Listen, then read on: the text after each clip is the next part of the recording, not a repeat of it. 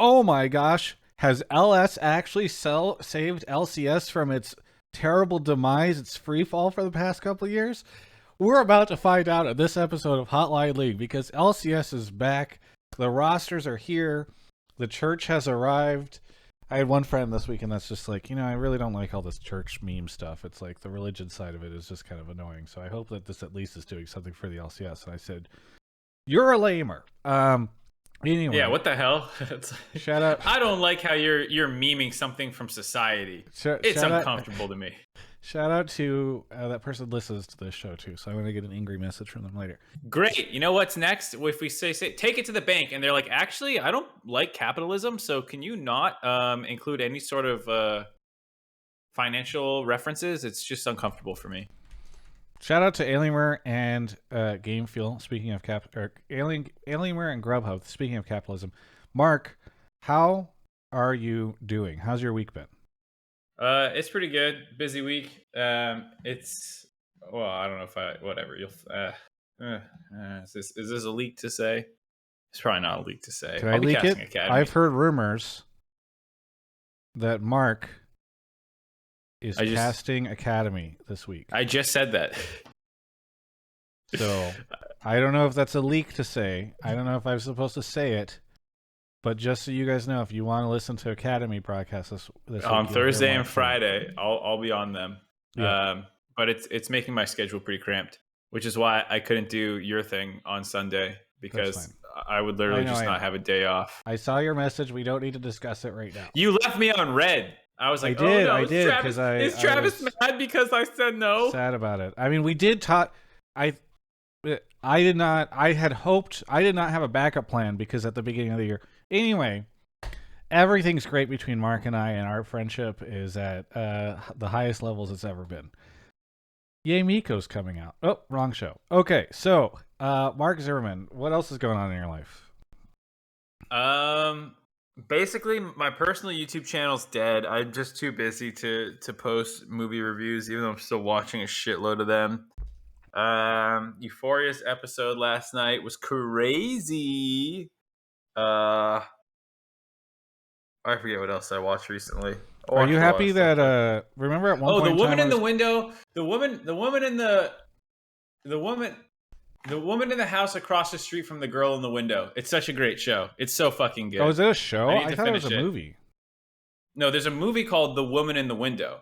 And then someone made a show which is like but people don't know if it's like a parody or not, right? It is definitely a parody. I mean, the name of it is called "The Woman in the Woman in the House Across the Street from the Girl in the Window." Like the title is like it's obviously it's really funny. Is it Kristen Wiig or who's the? It's got a Kristen Bell. Okay. She's so like the whole thing's so good. Yeah. Well, I'm glad you're enjoying it. Do you remember at the start of this year, end of last year, whenever we were talking about me contracting you out to do a weekly Genshin video? Yeah. Imagine if you had that on your plate as well. Well, I could do that. I've been thinking about actually doing that. This is not hot. What are we talking about, dude? Why are you baiting me into talking about Genshin? I was going to say I want to do Genshin videos. And I was like, wait a minute. We're not talking about Genshin. We can talk about, like, that we would have talked about, even if we didn't have the channel, we'd talk about Genshin. Oh, you know what I'm going to do after stream? Not after stream, but after the show. Crack cocaine. I'm going to unbox. We've got sponsors. I'm going to unbox... We have crack cocaine sponsors? Mark, please. I am trying so desperately to maintain a business here that can pay you, and you just are constantly trying to not have me do that. Is that a Discord mug? No, it's not. It's a Team Liquid mug. I feel like I've seen that mug before. Nope. I don't think you did. It's a Salem, Massachusetts mug. I bought the Mistborn trilogy hard leather bounds. Ooh, nice. And so I'm going to unbox that on stream after Hotline League so that I can put it on your book channel and I can write it off as a tax as a business expense. Ah! My cat's sniffing my feet. Sorry. That's disgusting. So there's going to be a book channel video. Way to go. Finally. What's it been? A couple months. that channel's not supposed to be like a serious business. You know what I mean? It's updated whenever I want to. Which is never. How's How's your week going? How did you enjoy the LCS week 1 as a casual? Yeah, a filthy casual. Yeah. I liked it a lot. I will admit that there were definitely times where I missed co-streams. Like, okay, there'll be games where I'm like, I'm just not as into these two teams, and I don't think the stakes are that high, and I don't think these two teams are good. You're that fucking loser spamming. We want hashtag we want co-streams. I don't think so. I mean, I've taken heat from the co-stream fans for saying, like, I went up into Meteos' chat on previous weekends, and people were like, "How dare you be here after on Hotline League not getting pissed about co-streams not being a thing?" People know that I was worried about the damage that co-streams were doing, but I also love them.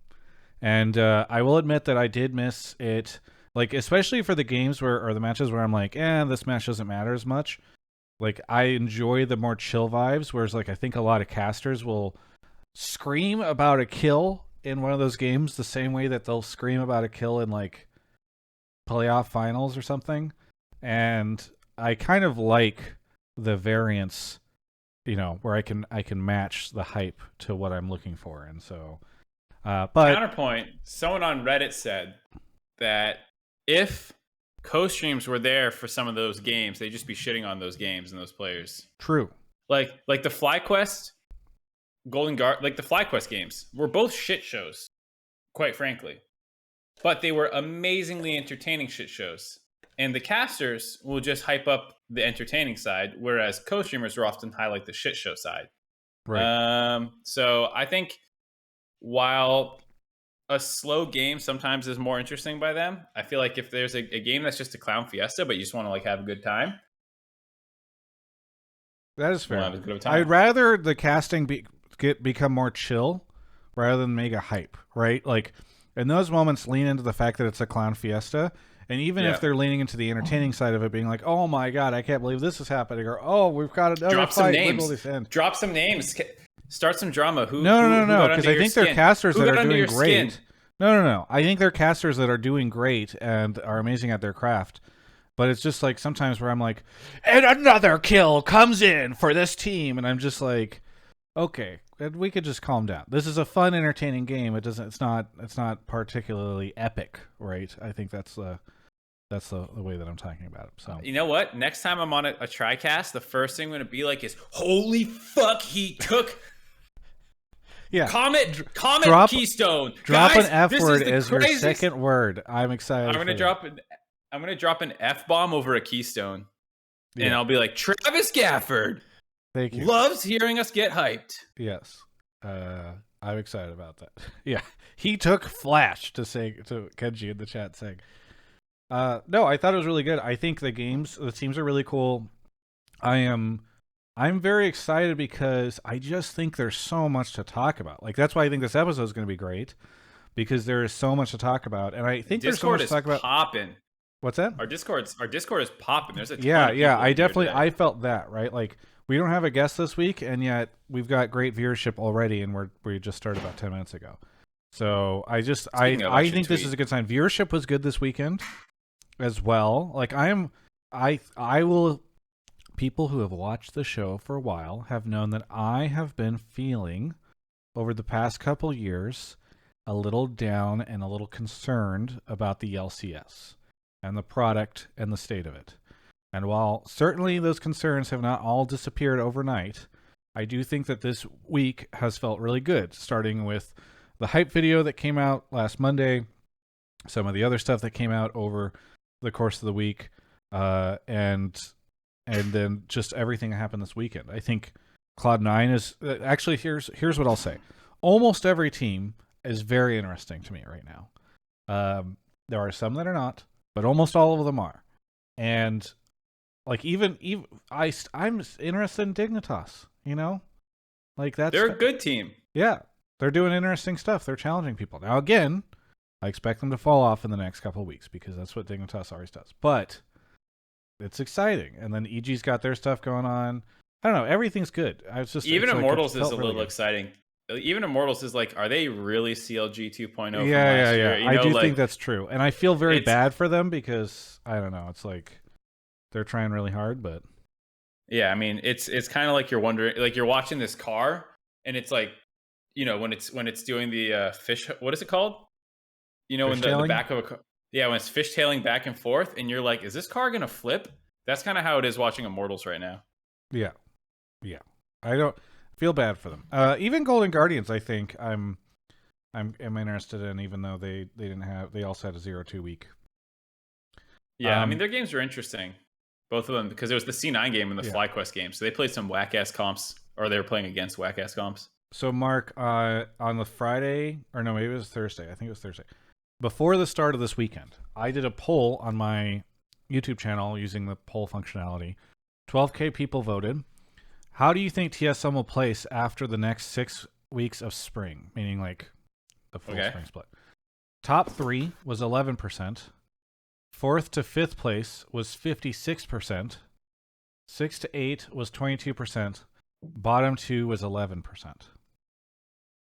If I had So any holdings of TSM stock for the way you guys used to play the stock market right now, yeah, I would yeah, be selling. I mean, I loved having Spica on last week, but he was definitely trying to kind of like control expectations. yeah. And then like I think we saw another interview where Hootie was like, "Oh, I think spring is going to be not great for us, but summer's when we'll really turn it on." And yeah, and obviously there are reasons for why they are not playing particularly well, because obviously they're only now getting together and they haven't had a ton of time to gel or whatever. But I do think it will be interesting to see how quickly they can turn things on, or if they can. Yeah, So I mean, I think you also saw the reasons why the team is a little worried. It's like individually, there's not like a ton of problems, though. It's not like they also were like turbo smurfing their lanes or anything. But like their coordination is also a bit behind other teams. yeah, I think I had said at the end of last year, or maybe the very beginning of this one, that I think either Cloud9 or TSM will have huge issues, and the other one will probably look great. I was like, I just would not bet that both these guys will look great. And I think we figured out after this weekend which one's going to be where. Well, us Gigabrains called it beforehand. I had C9 and I had Dig in the top 5, but I did not have TSM. I mean, it's tough. It's tough because it's like you're either perhaps inciting the Inquisition to come after you if you vote against C9, but then also, do you want to anger the TSM fan base if you vote against Why? them? It's just Why? too Because angry. people can't admit that Cloud9 just got fucking lucky, that the teams that they were playing against were Oh, bad and that they threw, and that Cloud9 is not actually that good, and they just cheese some wins, and as soon as other teams find their footing, they'll never win again. all right. Why can't you say that? Well, once they put their pitchforks down after Parth's apology, now they can pick them up to come after you. Oh, was Tim saying that? Was Tim? I don't know if Tim was saying that. Somebody I actually, says Tim was saying that. I do. You know what is I've said this before. I don't know what happened, but Tim just became like the mega Hot take EG machine? fanboy recently. Oh, I don't know. I guess it's the JoJo Pion thing, but I'm like, are they paying him? Is he on the fucking EG payroll? maybe. I Sadly kind of. I think he does work for their competitor, actually. Not on the data front, because EG has a data site. I'm not sure though. Anyway, sorry. Continue.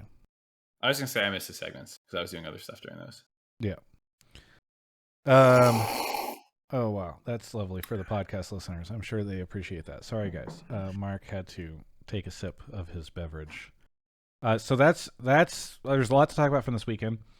Champions Queue has officially opened, and I'm Ayo. loving how much attention this is getting. I really hope. Can you say this, Mark? If you do have this, I don't know. Maybe you can't. But are you guys planning on talking about Champions Queue on the broadcast? Like, I feel like there should just be a weekly segment checking in on how things are going. We haven't really discussed it. I mean, we talked about it right when they announced it. You know, when they did like a beginning of the year presentation. Here's Right. all the things coming in 2022. They talked about it, and we discussed it a little bit. But that was like remember when I was talking with you about it, and I was like, I think it's kind of like a Discord thing. I'm glad to see that I was pretty wrong about that. That there I mean, is it a is a lot more Discord thing, resources but it put. is like much more than a Discord thing. Yeah, like it is. But I made it sound like it was going to be just the Discord thing. But like the website having the socials linked, if people haven't seen that, is really cool. I hope at some point they have functionality where it's like you always see the games, like some sort of live viewer. But at least there's like a bot that's tweeting things out right now. I think I saw Emily Rand retweeting it. Somebody has it's either a bot or they are doing it by hand. But the person who did it previously, they should make a post about it on the front page. They have one that launches, but they don't have one that's launched. If folks have not gone to it yet, championsq.lolesports.com, go check it out. So they've done a really great job with this site. Maybe I can try to pull it up on the browser, but this stuff always is questionable how it works out. Okay. There we go. I'm pulling it up. Go take a look at it.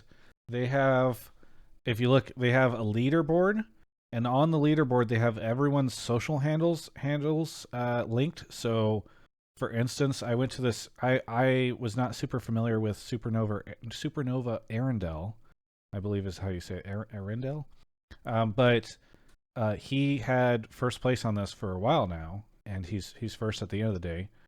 And I went to his Twitch earlier and was just watching, and it's like he had 50 viewers, and I made a joke in the chat, and then he realized that it was linked, and it's just kind of cool. Like, people can go take a look and be like, who is this person, and go watch their stuff. There's also in the match history, there's a match history here, and then where is it? The Hall of Champions. I don't know why they have it underneath Hall of Champions, but still really cool. They have a stat leaderboard, which I think is only tracking KDA, but you can see who's got the highest KDA, so maybe they're stuck in Elo Hell or something on Champions Queue. How much money is at stake for everybody? The Hall of Champions is going to show who locks stuff in. So there's look, in one sense, this is the website that should exist, and somebody was even pointing out that they don't have socials available on the match history board or whatever. In another sense, this is way more than I was expecting from our Lord and Savior Riot Games. I did not think that they would launch with this. You know what I mean? Yeah, I hope that this continues to get iterated on, because it's really impressive for like day one launch. Like they had all this ready to go, but I hope it's not like the LoL esports site, which, like, no offense to that team, but like it hasn't had functionality added in forever, and Right. like there's no stats, and it's kind of like a little underwhelming. Like it looks really good at first, but then when you want to like really get something out of it, it's a little tough. So like I'm hoping that like that live thing, like there's just like a script that they can write that's always going to scrape the Twitch people. I don't know exactly how they do it, but I hope that there's more things that are added, like the stats leaderboard. Give me some other stats other than KDA. Oh, okay. So I just found out. So Twitch chat showed me. So this is not. I don't think this is particularly good, but on the stats leaderboard, there's this tiny little thing that says select stat that you would easily be able to miss underneath stats. What's the CS one show though? But it's not like actual stats. It's just raw gold. It's CS, gold, and KDA. Yeah, but it's just raw. It's not like CSDs or anything, or gold differences. It's kind of like none of these are super usable. Who's number one in KDA? I want to call them a KDA player. Shenyi. TSM Shenyi. Fucking KDA player. But I think it's pretty cool. I'm trying who is on here, who has been playing that is like notable. Because that's the thing, is because the only thing that's been a little disappointing to me about today is like I look on here and there are not that many people, there are not that many LCS players at first glance using it. Maybe I'm wrong, and maybe they're just way down there, but like I don't know how quickly this updates, because I was watching Pobelter and Afro streams, and like Core JJ was in games, and like Core, Hans, Wild Turtle. I mean, there's a decent amount, but like I was really hoping there'd be a lot more on here. Well, it's Monday, which is usually the team's day off, and it remind me if I'm wrong, but like for Champions Queue, it turns on like at certain times of day, right? It's not like you can always be on here, right? It is, yes, but on Monday it's on most of the day. Right. But then like tomorrow it'll be at night, and I assume after scrims. I assume it'll be popping after scrims tomorrow night. Yeah. So I don't know. I'm like, so I've heard there was one rumor that players have complained of the or some, I shouldn't say universally all the players, but there's been some complaints that the system is too hard to use because it's a Discord bot and they just want it to feel like solo queue. But in my mind, if this just becomes the standard, if like, oh, this was why I was mentioning, I hope you guys talk about it on the broadcast, because like I think it'd be really fun if you guys had a segment every week where you're just tracking like where you can imagine like a graphic that is all the LCS players, where they're on there, show the players that are like 0 games played or way at the bottom, show their position next to it, and then like show up however many spots, right? So like if you're like, even if you guys just turned it into a joke or something like that, where I don't know, like the doctor segments or whatever, where you're like, Core's on the way up, you know, he's climbed a ton, and like, oh no, like Han Sama's like falling or whatever. I think that would be very enjoyable. Or even if it's not that, just something that like gets people constantly talking about Champions Queue. If Champions Queue just become like, nobody cares about solo queue anymore in some sense, like it's not talked about in the esports realm as much, and everyone's talking about Champions Queue, I think that's going to be really good. I just want to kind of like formalize it almost by having everybody constantly talk about it. I don't know. That's my take on it. If you don't have it, I'm going to flame you guys on the broadcast. That's my take. Okay, bring it. Anyway, anything else that we're missing from this week? Nope. You're saying nope as if I'm like you're trying to rush past something. Is there something I'm forgetting? No, I'm saying it like I want to rush into the calls because we have like a fucking million people in Discord today. Oh, do we? Okay. Normally, when we don't have a guest, we just kind of shoot the shit in the beginning. So I just was. Normally, we're stalling. Not rushing it. Yes. Yeah, we're not. Normally, we're stalling it for the calls, and now we've just got so many calls. Well, I haven't pulled them yet, but like, I'm doing that now. Okay. Well, while Mark is pulling stuff, let's see if Twitch chat came up with any other topics that we need to talk about. Well, people are just pitting their takes in there. Oh yeah, shout out to Peter, who launched Trash Talk, his podcast. Go listen to it if you guys want. Some people were criticizing him about being a not great host. It's his first time. He'll get a lot better at it. And I think he just he's probably figuring out what that show needs to be or whatever. So he'll figure it out. Let's see. Somebody wants to know why I never did co-streaming. I don't think I would be a good co-streamer, and I also didn't have the ability to do it. Whoopley is in the chat. So what I am going to say right now publicly, rather than the email I was supposed to send him, and then I will send this as an email later on to him and the PR folks, is I want to do a video. I want to get permission from Whoopley to do a video basically showing how it works by like joining the Discord and like walking through the experience so that people understand like how the whole system is set up from start to finish, because I think there's a lot of confusion. So I'm going to send them that email later, and then if that video never comes up, it's not because I got lazy. And it's 50% that I got lazy. But also, it's possibly because they said no. Hello. You pulled somebody already? Yeah, that's what I literally said I was doing. Moly. Bluefrost, welcome to the show. Where are you calling from? I'm calling from Seattle area. Seattle area. What do you want to talk about on the show? So I want to talk about that there are a couple of glaring flaws with Champions Queue right now. And granted, I have some incomplete information, but I think it currently is actually creating more barriers for upcoming solo queue players to enter the pro scene. And it's ultimately pretty short term and really kind of puts a lot more priority on the pro players at the great expense of the solo queue servers and the solo queue player base as a whole. Okay. So do you want to expand on that really quickly? I assume it's mostly because you're like, hey, we're pulling these great players out of the pool. That's one part of it. It does well, first off, are pros still like under any requirements to play like on the live servers? That's one thing I actually was hoping. I mean, they've never been under any requirements, so I would be shocked if they're under requirements now. Okay, I just remember in the LCS contracts they had to be like there's some like rank requirement.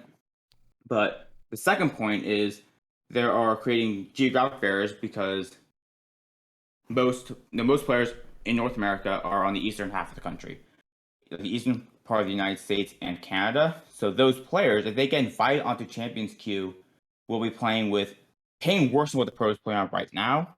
And also, So that can easily put them at a very big disadvantage, unless they're willing to make the huge financial commitment to relocate to California, which is the most expensive state to live in. I mean, there mainland are United areas States. around California that are cheaper, and areas in California that are cheaper. I don't want to get sidetracked by this, but As a whole, the state's if you're just worried about ping, you can probably live in Nevada and still get decent ping. But moving is a commitment. Yeah, the moving kind of commitment is like, but if you have somebody on the East Coast and they come into Champions Queue, they're playing on much higher ping. So true. I think that's like a big issue that could be very detrimental in the long run. Okay, so do you feel like the current time limit does not assuage that concern? Because basically the way it works right now, I assume you know how the time limit works or the schedule on it works, right? Yeah, I believe it's 6 a.m. to.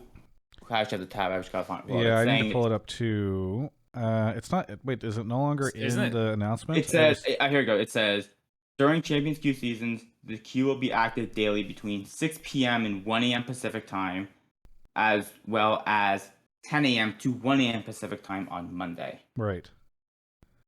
So there's not just that, but it also opens in specific windows. So, for instance, well, I guess it's mostly through there's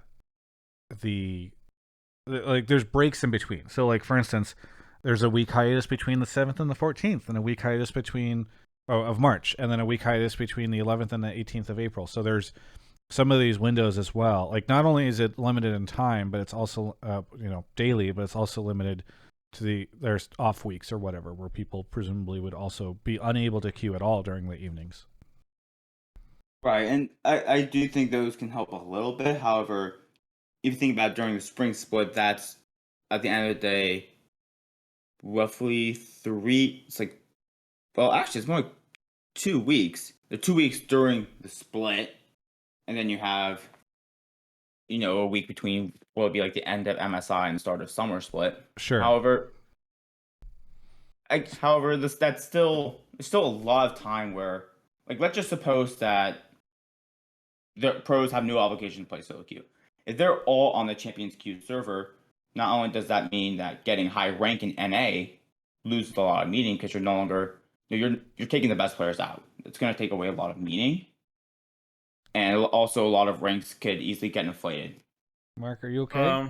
Yeah, I'm fine. I'm ready to tag in here. Okay, yeah, I can tell you're doing a lot of face massaging. All right, here's the thing. No one gives a fuck about NA solo queue ranking anyways right now. It's not like this insane thing that, like, you're like, oh, you're diminishing that, and it's like, well, it's like polishing a turd, like no one really cared about that turd. So I'm down for making something that people are more excited for than NA solo queue ranking currently. If this is going to be more interesting to fans, to people to watch streams, to grind solo queue for pros, if Winsome's not going to like want to off himself because he has to play in traditional trash NA solo queue, his ping's lower, he's playing with better teammates, then this is all a win. Because I don't think that you're really harming it. The NA solo queue is already, like the queue times are insane. Like, people are like waiting like an hour to play the game in high elo. Like, it's a disaster. So like, you're talking about it being bad for NA solo queue. NA solo queue is already bad, dude. Like, I mean, at the end of the day, to counter that, like, I definitely agree. Like, this is very much a win for the pro players, and especially high elo players who are already on the West Coast, like in California, for example, like academy, amateur. But we're saying, like, 2-3 years down the line, what about like your average solo queue player and that path to pro? That's where I'm honestly a bit worried. Yeah, so I think orgs are we gonna have orgs like sponsoring?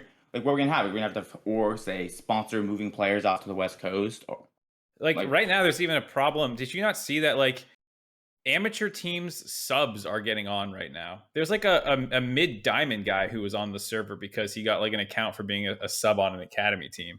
Like, I don't really think there's that much exclusivity around it, and I feel like if that becomes, I would rather that become an issue and then Riot find a solve for it. Like, if you get XLP on the main server, you get an account or something.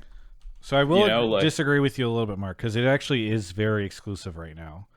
I think you have to be LCS. I'm trying to pull it up right now, but I have it. It says access to Champions Queue will be limited at the outset, open to all LCS and Academy players, LLA players, so that's LATAM, the top 16 NA amateur teams from both the Spring Proving Grounds qualifiers and a handful of recent LCS alumni. Outside of these groups, we're providing a public application for other top players, Master and above, so it's going to be Master Plus, to assess opportunities in expanding our competitive offerings at the highest level. And then further down it says, all players must pass a behavior check to be admitted into Champions Queue. And it just talks about player behavior. So there is like a process to get in. Does that sound exclusive to anyone? Yes, literally just it does. Wait, that's like you have to be affiliated with an esports team in order to be a part of this. So if you're but they literally just said anyone Master and above in the future will get yes. That is what I'm saying. Right now, I think it is like this is why I disagree with the callers take long term. And I think it's like I will disagree with it long term with like an asterisk because it depends on how quickly they move on bringing people in. For instance, if it takes them 6 months to bring in more people, then like that's pretty bad because then you're really gatekeeping it to just people that are associated with an esports team. Yeah, I mean, I understand that, but it's just like on day one that feels like hand wringing where you're like, well, what if they never let new people in? And I'm like, well, then yeah, we'll blast them. But like right now, it seems like there's a pretty clear path. You do want exclusivity, by the way. You don't want to just open the floodgates because then it's just shit solo queue again. The whole point of this is that you're playing with people who get on comms with you, who you kind of trust a little bit. It's better to start a little exclusive than go too wide at the beginning and kill it before people have any interest. Well, so not just that, but I'm very excited about how on the exclusivity side of it. I'm very happy that they are preventing people who are like one tricks or assholes. Yeah, or like people who are just jerks or people who will ent or whatever. Like I do feel for the players who are like, damn it, like how am I supposed to get good? But also there's some sense that if you're removing those players from the queue, it's a lot easier to get up to Masters. Because that, like, perhaps if, and by the way, I don't think it's one or done. Like, I don't think that the people that are in Champions Queue caller who are not necessarily going to play. They're like fully removed from the pool, you know? But I do think if they're spending less time there, it should be easier to get Masters, and so that can kind of offset it. Theoretically, but then how good are those? Then that leads to the question of, again, these are all like just concerns. I think it's better that we nip these in the bud if we want Champions Queue to succeed long term. Because like I was this article on the LOL Esports website found me very wanting. I had like a bunch of questions that I could not find answers for. Let me give you another ease your mind a little bit about the whole like regional exclusion thing and I forget what you said, but like, it's unfair for East Coast players. My response to that is get good. Quas was challenger playing on the NA server from Venezuela with 300 ping. So just get good. Well, how that's definitely a possibility. However, you could lead to issues where, for example, someone like who knows? It really depends on ultimately how mature players are. But you could have people get like stigmatized where because they have higher ping, but also I mean, it's just a bunch of questions. As like I kind of wish we'd had like a more clear cut long term plan because frankly. All we really have is that there's a public application, which means, okay, if someone's master or above, they can apply, but then here's where I will agree with you. I don't think that they have done the best job. Like, there's a tweet longer from a person named Shogo, who is a challenger and a player. He put this out where he talked a lot about how he's like, for those who don't know me, I'm an international student, Israeli-French resident who came to the U.S. to compete in the NA and to compete in NA and study. Currently an ADC for UST and consistently had challenger, peaked rank for the season and ended last season 1100 LP. I immediately submitted an application. However, the LCSPA announced that the launch will only be open. I was super disappointed. I've received offers and asked to try it for many top teams, but unfortunately I had to explain that because of my residency, I can't participate in Proving Ground. So, like, I think that I don't think that in the communication, I think the website is great. I think the plan is great. I don't think they've done enough to like assuage concerns for players who are now suddenly out of this, and there's not a clear path to getting in, right? There's an application, there's no explanation on when applications will be reviewed, there's no information on like what the applications are based off of. Is this like a thing where you have to know somebody to get in? Like, I think that is the area where I hope that they are going to cover more, because look, in some ways, I think this is super cool, because people previously, it was like, I just want to get Challenger or Grandmaster. Like, that was like the goal for a lot of people. Now the goal can be, hey, my goal is to make it onto this like exclusive server. And I think that can really drive people, and it will hopefully, in some unique ways, also make the solo queue experience in North America better, because there's like a goal to get to, and like there's literally a financial incentive to get there, right? Yeah, but I do think it's a I little hope that too. It's just I don't have enough. Ultimately there's not enough to give me confidence that that's going to happen. And I feel like, to be honest, I think you're looking at this problem backwards. You're looking at it from like the average person. The thing about Champions Queue is it's like they're prioritizing pro players and amateurs and academy players. Like, this is to improve the highest quality solo queue for the people who do this for a living, first and foremost. So that's what they're prioritizing right now. And the biggest issue Champion Queue is going to face is them getting bored with it. Not these challenger players getting in, not like these kinds of things. It's operational problems that are going to make the whole thing collapse from the inside out, not the outside in, if that makes sense. Like, it's a much bigger concern that like pros don't want to use the audio, and then they don't like the times, and then they get pissed at some of the players, and like they don't want to play with these guys, like I think that those things are a way bigger concern than random guy who's not quite master yet, how does he get in?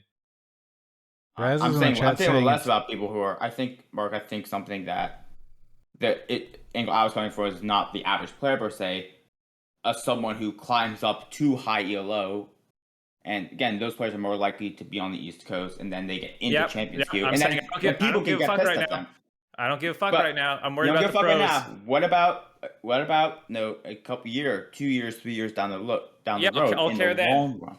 I'll care then. There's not even an issue yet. You're hand wringing. I don't care. Is it wrong to at least have this discussion? Like, hey, let's at least have some plan, or is it you think it's better to? They laid out the plan. They said there's going to be an application. I do think that it is the problem is that some of the stuff that you're bringing up, caller, like you can't solve the East Coast thing. There are two difficult decisions. One is to create this exclusive thing, or to create something that's non-exclusive. I think we have had the non-exclusive thing for a while. The non-exclusive thing is called solo queue. Yeah, and it's not been working great. So it's time for something new. I disagree with Mark that it's a bad idea to have like any conversations about what this looks like what next steps look like, because it's like, cool, you created this, like, do you have a plan beyond this? I think asking that question is fair, but I don't think that, like, I forget your original take, but I don't think that it's like, I think this is great. Like, quite frankly, Riot hasn't done shit for this stuff to solve this problem for years. The fact that they're willing to try something now is very exciting to me, and it sounds like the LCSPA had a lot to do with it. So I think that's good. One side thing I want to say before we wrap up the call. I was talking to somebody on the team side earlier, and they said, I think scouting is going to improve tremendously with this queue if it sticks, because all these amateur players will be in comms, hear what pros sound like, and get directly evaluated in a more thorough way. That was something I had not even really thought about as a benefit to this system. And so I think I would like to explore the benefits, and like, look, if it collapses, we can all go back to the way it was before. But I'd rather try this out and see the ways that it's going to get handled before we worry about killing it. Bluefrost, thanks so much for the call. Is there anything you want to shout out? I'm just gonna give C9 a shout out for it's great that they've been, they're taking a crack at a lot of the issues on their own. They're doing things that are, at least in the LCS, unprecedented, with the internal scrims being willing to just fundamentally challenge the way people look at the game. And hopefully this encourages a lot more innovation and a lot more people to just try new things and experiment. Yeah, and again, thanks for coming on. By the way, I just want to say I know we disagreed with you, Mark, a little bit more than me, but the show is not fun whenever everybody just calls in and we all agree with them. So Yeah. I appreciate you taking the time and also for arguing with Mark. Thanks so much for the call, and we'll catch you No, next calls time. like this are when the show is fun. If people just fold as soon as I disagree, it's not nearly as fun. So thanks for sticking with it. Yeah, All thank right, you. no problem. Bye. All right. Mark is off to grab the next caller. And then, in the meantime, thank you to Demontit to Tidbits. I don't know what that is. Vigilant Monkey, TL is Panda, Adam, Bluefrost, MVL33, Ari Waddle, and Noah Colling. We've got the Themothersauce here speaking. I think I just shouted you out for subbing. Thank you for the sub. Where are you calling from? Yeah. Sorry, where are you I'm calling from Hamilton, Ontario, Canada. Ontario, Canada. What do you want to talk about on the show? Yeah, my take is go ahead. that Dignitas right now, statistically, is a top 3 team in the LCS. Okay. What go about for it. not statistically? Do you still think they're a top 3 team in the LCS? Sorry, one sec. I tried to mute Twitch so I could hear you guys.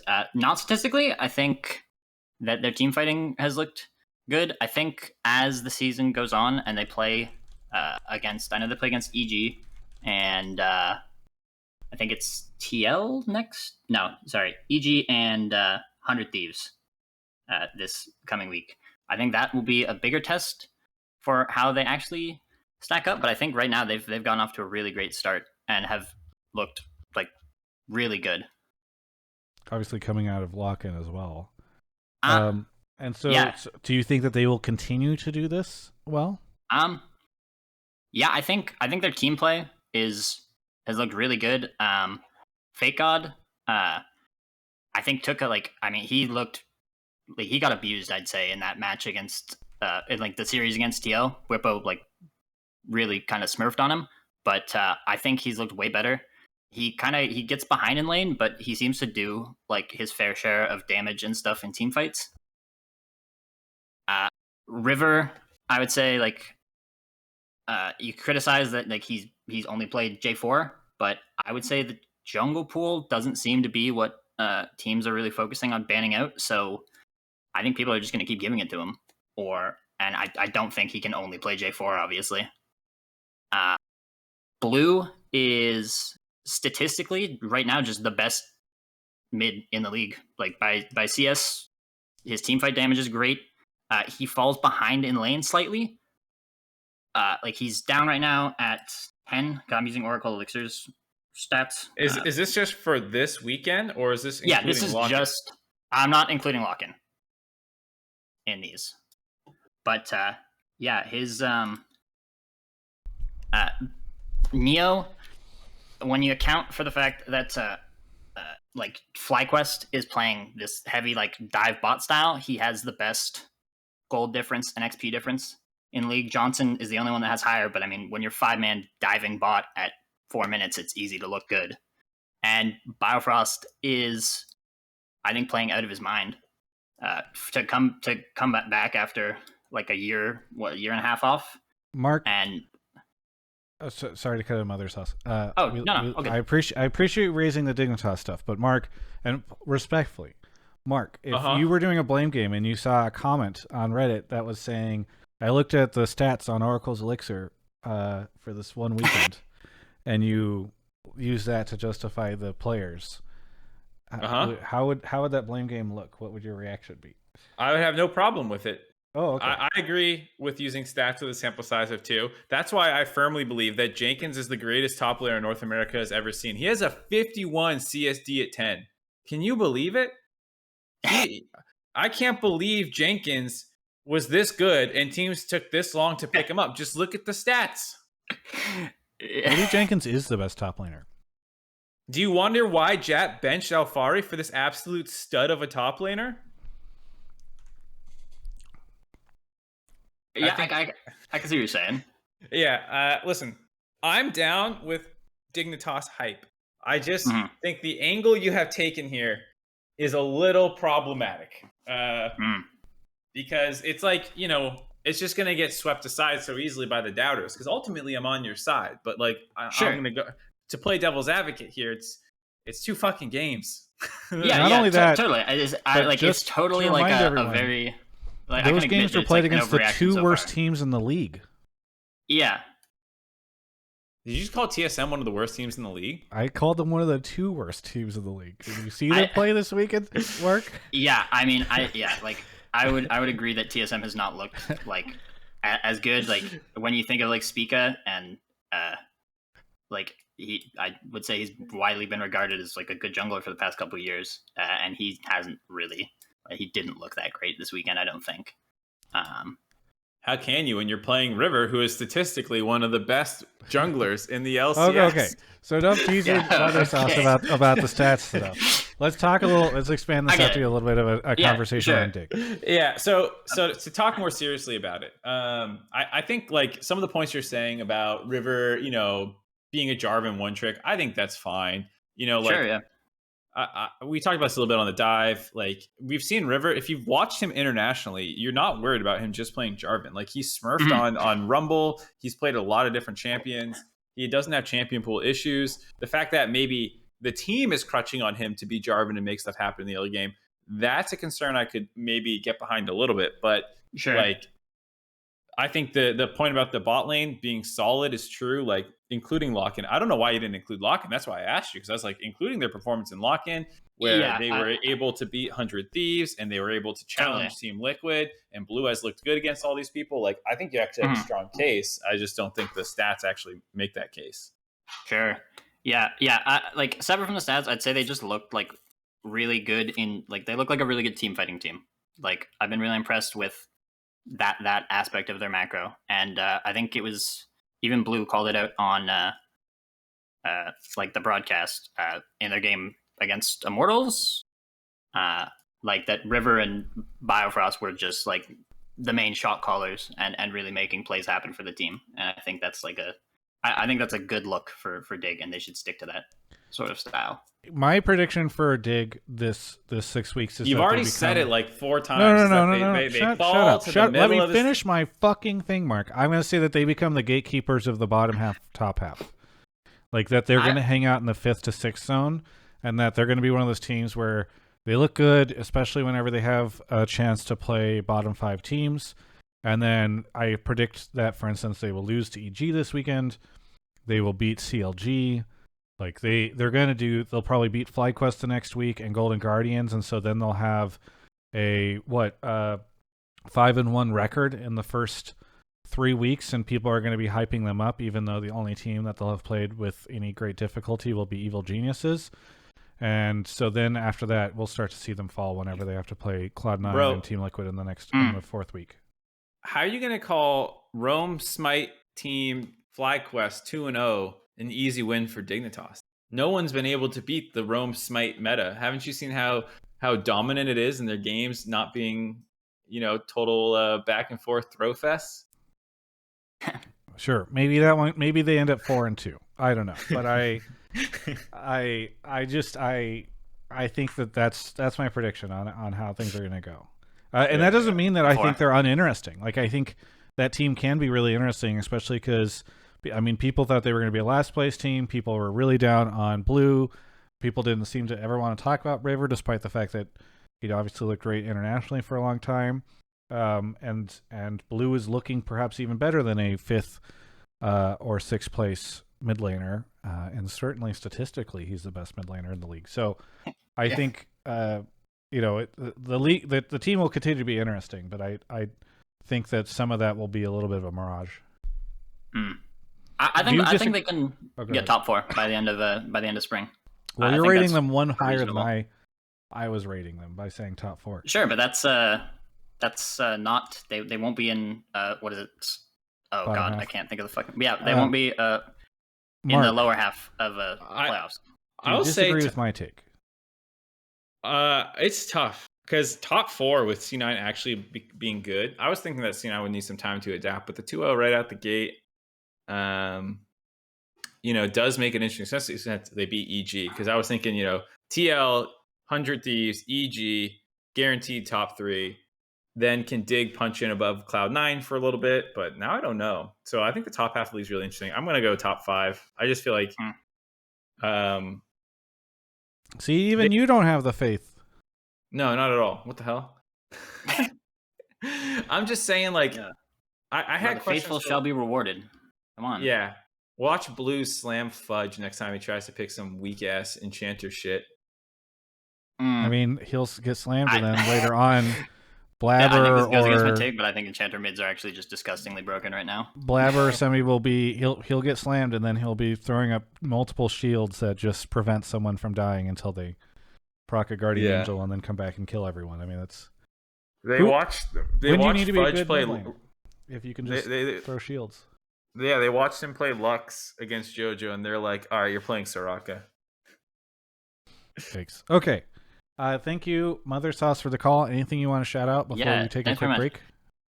Yeah. I just want to say, like, thanks. You guys. I don't know how often, like, you guys get, like, thanks from fans and stuff, but, like, I have some, like, health problems that stop me from, like, working, and it can be really, like, you know, a downer sometimes, but watching, like, LCS and your guys' content really makes it, like, a lot easier. So thank you guys. Thanks, man. I'm sorry to hear about your health stuff. I hope things trend in a good direction for you. Yeah, we'll get it cleared up. Yeah. Supportive Twitch chat right now too. Yes, yeah, exactly. Yeah. This is what every Twitch, every caller that has a take that chat doesn't like, they need to just end it with something wholesome like this, and then everybody will turn around. Yeah. Thanks again, Mother Sauce, and we'll catch you next time. Yeah, thanks for having me. Yeah. All right, time to take a quick break and talk about Alienware. They're actually out here, I don't know if I'm allowed to say this, doing some Alienware update stuff, so I'm going to have to go say hello to them tomorrow night. We're going to grab food. I'm looking forward to it. But speaking of the Alienware update, everyone should know, in fact, programming note for folks, and Mark and I haven't talked about this specifically, but next week's show is going to be on Tuesday rather than on Monday because I am out of town on Monday. But on the 11th, in just 4 days, right? 1, 2, 3. Wait, are we doing a Valentine's Day special? No. Why is it on Tuesday then? Tuesday's Valentine's Day. No, it's not. Tuesday you better get stuff is not Valentine's Day. That's the 15th. If you have reservations, I would recommend you call and get them changed quickly because you're running out of time. Okay. But the good news is your Monday just opened up, Mark, because we're doing Hotline League on Tuesday instead. So you have Valentine's Day. I did this for you, actually. I wanted you to have Valentine's Day to yourself on Monday. So anyway, this is an Alienware ad, not a Mark Valentine's Day ad. And all of you should know that on the 11th, I mentioned this last week, and we had a big conversation about time zones that people on Twitch or YouTube comments got angry about. 2 p.m. Central, twitch.tv/Alienware, 2 p.m. Central. They are doing the big Alienware update.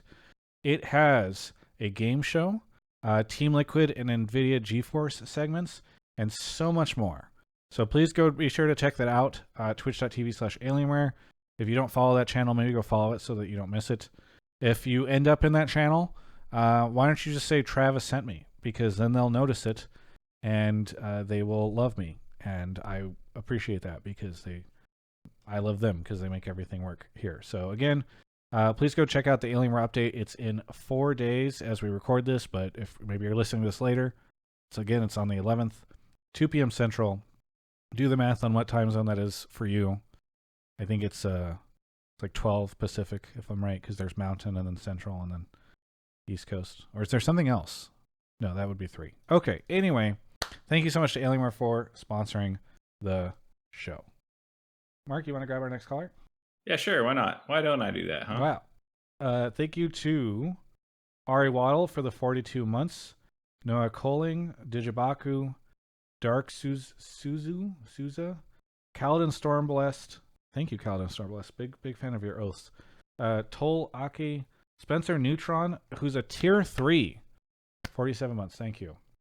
Retro Paint, Mr. Dr. Enchilada, Turtle Lord, Ventus Official for 46, Trike Gang, Coppercore, Jorms P. Thank you to all of our subs. Discord link. If anybody ever needs the Discord, they can just go to discord.gg/Travis, or they can do !Discord in the chat, just so everybody knows. Again, thanks to all of our subs. Mark's taking a little bit to grab the next caller, and I'm just waiting patiently while glancing nervously up at the screen. Oh, he's back. Rooney is here. Rooney, where are you calling from? Hey, I'm calling from New Hampshire. New Hampshire. Nice to talk to you. What do you want to, or what is your take tonight? So I got a bit of a two-parter. My first one's going to get me booed off the stage by Twitch chat, but it plays into my second one a little bit. My first take is that Smite Janna top is actually healthy for League as a whole. And my second take is that the Fly CG game was an early candidate for Game of the Year.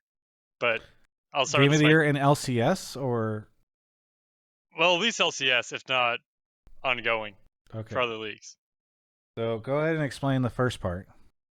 All right, so I think, in my personal opinion, that Smite Janna top is really healthy for the league as a whole. If we go back to the broadcast and also Jat's podcast this morning that released, they both mentioned how unique strategies make the game interesting and exciting. I think that this one especially does this because you get early tower dives, a lot of action in the early game, which makes the games more entertaining to watch, which is also drastically different from other, shall we say, off-meta strategies like funnel and lane swaps were. It also favors those who can adapt quickly to it, and it has a clear counterplay, which, again, funnel and lane swaps did not. You kind of had to opt into it. It opens the door for a lot of champions that you don't see, which is the counterplay, like bruisers such as Jax, Fiora, Gwen, Kayle if you want to call her a bruiser. Sorry, one of your subs just messaged me. If you want to call her a bruiser, can get in the meta. There's already an item that talks about it with that counters it with Hullbreaker, which, I mean, Whipple might actually be able to get use out of his build if he goes Scion again. And there are other tanks too that can use it, like Gnosis and maybe even Ornn, because he has strong late game team related scaling with his item upgrades. The two potential downsides I can see is it's wicked powerful on red side. Speed it up a little bit, just because we have to get to the FlyQuest part. So. Okay, potentially wicked powerful on red side because they have to, they're the ones that get to decide if they run it or not. And solo queue will struggle with it because people generally don't have map awareness. The FlyQuest part is actually Game of the Year because it put both teams in situations that you won't see anywhere else. And since it's the first time that it was, I guess, brought out on stage, it made for really tough macro decisions that at the same time made it super entertaining. Like, the game state was never stable, and you got to watch the teams adapt to the strategies in real time. There's a poll in the chat right now about, is Smite Janna top good for the game? I think some people are rigging it with channel points, but Travis, do you want to go first? Because mine will be a bit of a ramble. No, yeah, it's probably good that I get my stupid take out of the way. Yeah, I like it. I think I have some friends that are into Dota. I think Dota has, at least I don't know what the meta is over there right now, but one of the things that has been really cool about Dota is that you have a lot of you just have a way bigger variety of picks. Like, whenever TI comes around, you have way more things that are being played. And I think oftentimes you end up in a situation where you just have like a rock, paper, scissors meta in one of the lanes where it's just like, okay, well, we've got 3 or 4 champions just get picked all the time. So, yeah, I guess I know there's like a ton of conversation about enchanters and shields and all that stuff that can be had. And so maybe this is not everyone's favorite version of that. I also think that this is kind of like short-lived, though. So I'm not too worried about it. But I love it whenever you see unconventional stuff. I've watched enough League of Legends and I've seen enough bruisers hang out in the top lane that I don't feel like I really need to see yet another bruiser versus bruiser situation or something. I don't know. Go ahead, Mark. No, I mean, I think the part that you have to separate in this is like good for pro league in viewership and good for the game. Because if you're just saying for the game, I don't think I can agree with you. It's pretty horrible for solo queue. It is a weird strat that everyone has to like opt into, and like over time people could learn it, but I'm not sure that's what people want in their games. And if it's going to turn people off from playing the game, then it's bad for the game. So I think that's the problem with it right now is the solo queue angle. If you throw out the solo queue angle and you could just somehow only have this happen in pro, I don't think it's too bad, but you'd have to see how effective it becomes. But as of right now, I mean, like, theoretically, I enjoy it. Like, being able to watch what it does, it's new, it's fresh, it's fun, it's very different. So it's not just like, oh, here's one weird counter pick. Let's talk about Akshan. Like, it's actually changing the way that both teams fully approach the game. Like you said, some of the itemization choices and champions that you might pick, people haven't really invested in it. The annoying part for pro play is, like, because the solo queue part is unhealthy, that it's going to die. And so for the teams, it's also probably not very fun to have to deal with it for 2 months. So I can understand that angle as well, that it's pretty much bad for everyone except viewers. Viewers get to have fun. I guess casters too. I enjoy it. But like, I wish, it feels like League is too set in what it is right now to become Dota. Whenever someone's like, oh, well, Dota has all this strategic diversity, it's like, yeah, well, League's had 10 years of not that. League viewers don't want that. Or League players, I should say, probably don't want that. They want League. May I make a quick counterpoint? Go for it. So I've played one game so far against a roaming Twitch. I normally just stick around in normals, but I had a ton of fun with it because, I mean, it kind of made it like Luigi's Mansion. You didn't know what was going to pop up when, and you had to play the map so differently. And as a support main, I love playing the Vision game, and it changed the way that I had to think about everything, which was a ton of fun for me. I thought it was a little bit more like Mario Party, where it was just a fiesta and it felt like things didn't matter. I kind of thought it was like Mario Kart, where like sometimes it doesn't matter how ahead you get, you're still going to lose to it, like Golden Guardians. Well, they got blue shelled by Jinx. That they also, I mean, they had their chances. Fly through that Baron, like that was. Yeah, no. That was not a comp. one.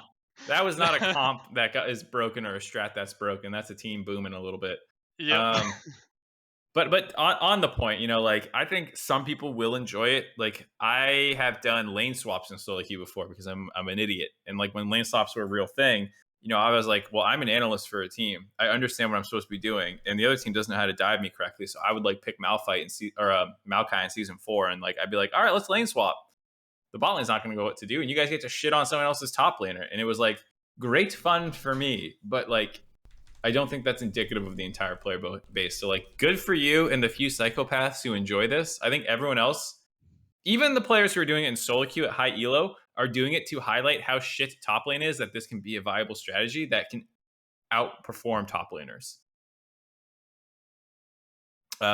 That's my take on why it's like being done so much in solo queue. But that's just my 2 cents. What about the FlyQuest game? I mean, it's an early candidate for game of the year. I think the some of the C9, like the C9 EG game, was also fucking awesome. I think one thing you said that I kind of agree with, Rooney, is like unstable game states, because these things are like less solved. It's harder for me to look at a game and go, this will happen. Which, like, after watching League for 10 years, I can sometimes just be like, this game's over now at like 18-minute Rift Herald fight. There's like 8 minutes left of the game, I don't really feel that way when I'm watching these LS drafts, because I'm like, don't they just turn on soon, even though they're 2.5K down? Or, like these kinds of things with the Smite roaming top. I'm like, they're 2K behind, but are they actually behind? Like, where does it go from here? I do think it does make the game more interesting. Yeah, like, I've been watching since probably season 2. Since actually no, it was the first season of LCS when it was GGU versus 3. TSM in the finals. Yeah. And like I can figure out where the game's gonna go in the first like 20 minutes normally, but this just throws a wrench in everything. It makes it so much more entertaining. Well, either way, thank you so much, Rooney, for the call. Anything you want to shout out before we go on to our next caller? Yeah, shout out to Game Fuel, Alienware, and GrubHub for doing what I can and financially supporting you guys. And also shout out to my boy, Girlish Menace. He's in the chat. Hi, buddy. Very good. Thank you so much for the call, and we'll catch you next time. Yeah, thanks for having me. Yeah, Catch you later. All right. Mark is off to grab the next caller. Girlish Menace in the chat. Hello. Smoke Dog, thank you for the 30 months. Appreciate it. Very nice of you. All right. Well, we're out of subs for me to read, so now I'm just sitting in silence because we don't have a guest, so I can't shoot the shit with anybody, but the audio can't. Oh, the Great Clockwyrm is here. Great Clockwyrm, where are you calling from? The Great Clockwyrm, where are you calling from? Mr. Clockwyrm. Is it? Do you think it's doing that Discord glitch? Clockwyrm, you might need to DC, hang up, and then join one of the calls, and I'll pull you back in. We get this like once every 10 episodes or something like that. Yeah, so just hang up. There's like a disconnect button. Click that. Can you hear me now? Yes. Oh, there we go. Hello. Yeah, I think I just changed my headphones. I didn't want my speakers to be reverberating. I'm here now. We love it when they change it at the last fucking. Anyway, what do you want to talk about on the show? Oh wait, where are you calling from, Great Clockwyrm? I am calling from Fairfax, Virginia. Fairfax, Virginia. Northern Virginia, near DC. Yeah. Nice. What do you want to talk about on the show? I would like to talk about how Berserker A is cracked, but B, he is like a once in a decade franchise and generational talent. And even if C9 doesn't win it all this year, they should do everything in their power to keep him as their ADC for years to come. What? Church Whenever followers. when you're Jack, you hear that and you just go cha-ching. Let's send this guy off to Team Liquid or something. I don't know. Yeah, I know. Well, that's what I'm scared of. That they'll do pretty good this year. They'll go to Worlds. They won't win spring C9 finals. fans always want their players to do just good enough. Because if they get MVP or something, there's a good chance that's the last season you're going to see. Blabber somehow. We still have Blabber. Yeah, he's got 2 MVPs. Exactly. We still have him. He survived it. He's got some sort of incriminating evidence on Jack or something. I don't know. For sure. Okay, so Mark, Berserker, is he the greatest player of all time? I saw somebody in chat before the show started who was saying the best ADC C9 has ever had. I don't know how you feel about sample sizes. We talked a little bit about that earlier today in the call. I don't know if you feel like that comes into play here or not. There's only been 2. Yeah, it could matter. I also saw some love for Winston. People are like, he's the best support in the LCS. So people are definitely riding this Hopium, I guess, for their bot lane. I don't know what to call it. But Berserker is a beast. I don't want to discredit that. Once in a lifetime generational talent. I don't know. These games are weird, man. These games are hella weird. I think I was concerned about the bot lane because of Winsome, but I think the first and second game combined have largely wiped my fears away about him not being prepared for pro play. The Sona game was pretty good. The Thresh game was really good. I think both of them are clearly really fucking good. So I'm pretty bought in. I don't know if I'm once in a generation off 2 games though. That might be a little bit. You might have snorted a little more than me. Could I specify it a little further? Sure. I know Travis wants to say a couple things. It's just my take is more like this guy is super young. He is coming out of SKT Academy farm system. He looked fantastic there. He's got a I'd be interested in seeing him off of Phillies. He looked great on a lot of other champions there. I would say more like he already looked really nuts this weekend. Will there probably be a couple games where he's on Jhin or Sivir or something and he doesn't look as flashy? Yeah, but I think that C9 should really commit to Berserker's going to be our ADC for a long time because he only has room to go up and be a much stronger franchise talent is kind of what I would also specify. I don't think any C9 fan should ever say this player will be our X for a very long time. I didn't even, for some reason I didn't realize he was only 18. That's awesome. Yeah, I mean he like the caller said, he came up from the T1 farm system and he hasn't played. He's a rookie, he can win rookie of the split. By the way, I think this is the first time it's actually a good rookie of the split competition for sure. Because most of the time usually there's just a clear cut. Yeah, there's the one guy. It's it's Danny. It's a fucking joke. Who else? But here you have Berserker. Jojo Pune could still get it. I mean, potentially Winsome. I know I keep forgetting other people, but I know there are other ones. I mean, there's a ton. Luger. It just feels like there's a lot of people who could potentially get the award. So I I think the thing I want to see. Well, so one, I watched his games. I know you're talking about the Aphelios. When I was scouting him, he wasn't playing much Aphelios, and I was watching his Callista and other stuff. He's got it on other champs. If you're worried about champ And pool, Tristana, yeah. yeah, just don't worry about champ pool for Berserker. He's fine. Definitely not worried about that. Takoi underrated. Good point, Peter. But I think the thing for me would be, what does it look like when bot lane is more of a focus? I feel like these games are getting really wonky, where like you have like this top Tryndamere and Soraka mid, and there's this Ivern and a Kiana.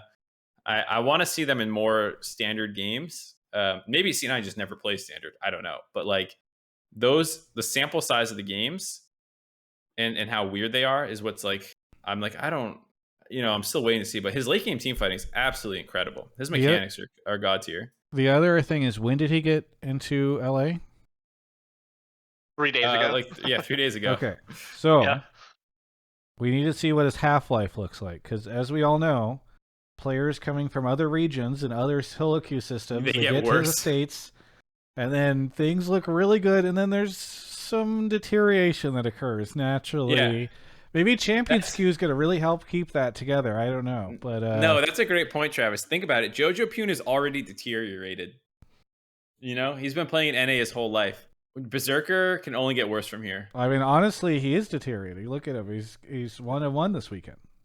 Yeah. Clapped by a first-time Soraka. Yeah, Yeah, He Jesus. and like, how did those lock-in finals? Everybody was riding the hype train on this guy up until And he 2 weekends withered ago. away. Yes, exactly.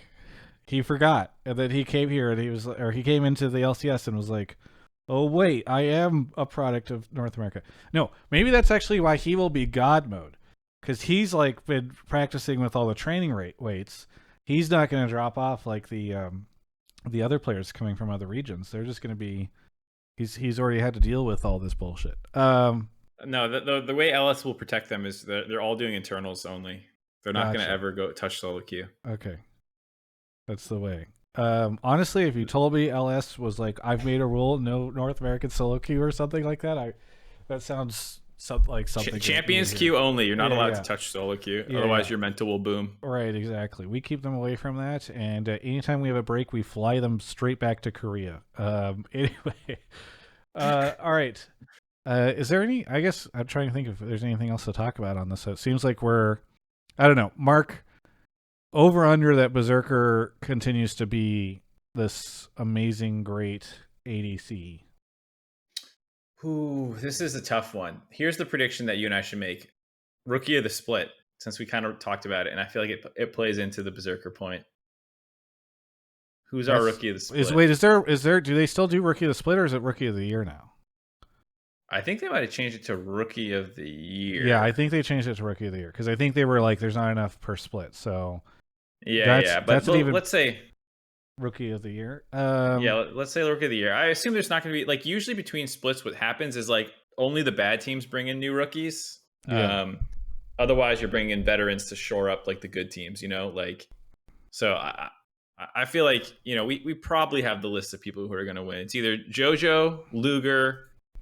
I guess technically Poom could also get it from that bot lane. I mean, that Bjergsen guy went straight from Academy to LCS. So I thought Takoi. that was pretty good. Yeah, or the TSM players. TSM guys, that's right. Yeah. Kaido and Shenye can both get it technically. I think. Well, here, answer me this, Mark. Do you think that the meta right now, or I don't know, obviously it's going to change a lot over the year, but do you think it favors help making any? Because obviously there's been a lot of times where ADCs complain about how they feel like they can't do anything in the game or whatever. I feel like ADCs are fine. They're always relevant. As much as they bitch and moan about it, it's just mostly about the fact that they don't have agency in the game. But if you're still popping off, you'll win that. Yeah. I feel like you can say it's a little favored towards mid lane because everyone's always focused on mid lane. But if JoJo ends up playing Soraka and Ivern and the whole meta just becomes these enchanters in NA, then like it's probably going to an AD carry player. You know what? That's my reasoning. Berserker's gonna win it. Berserker wins rookie of the year.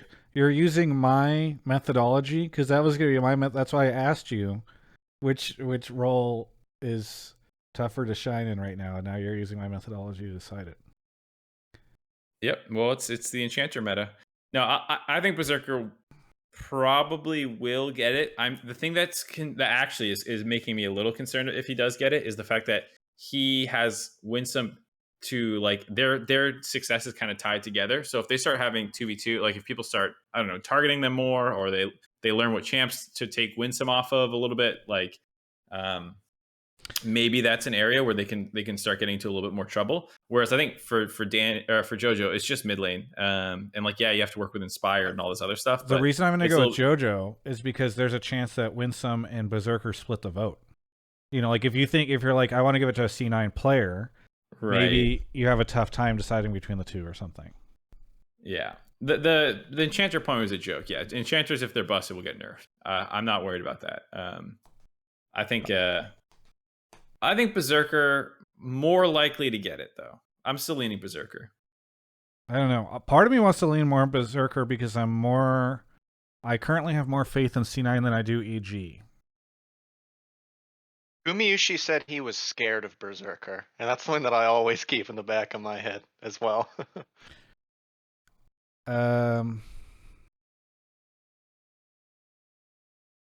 Yeah, I'm gonna go Berserker.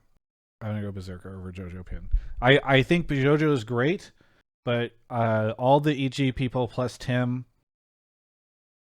I think it's their heart. Now he's been built up too much in my mind. Copium, yeah. Yeah, exactly. He's overhyped. Now he's gonna fail. Berserker, no one knew what to expect. Now they're just like, holy shit. Yeah, they're doing him a disservice at this point in time. I think they need to chill out for a little bit and just let his play speak for itself. All right.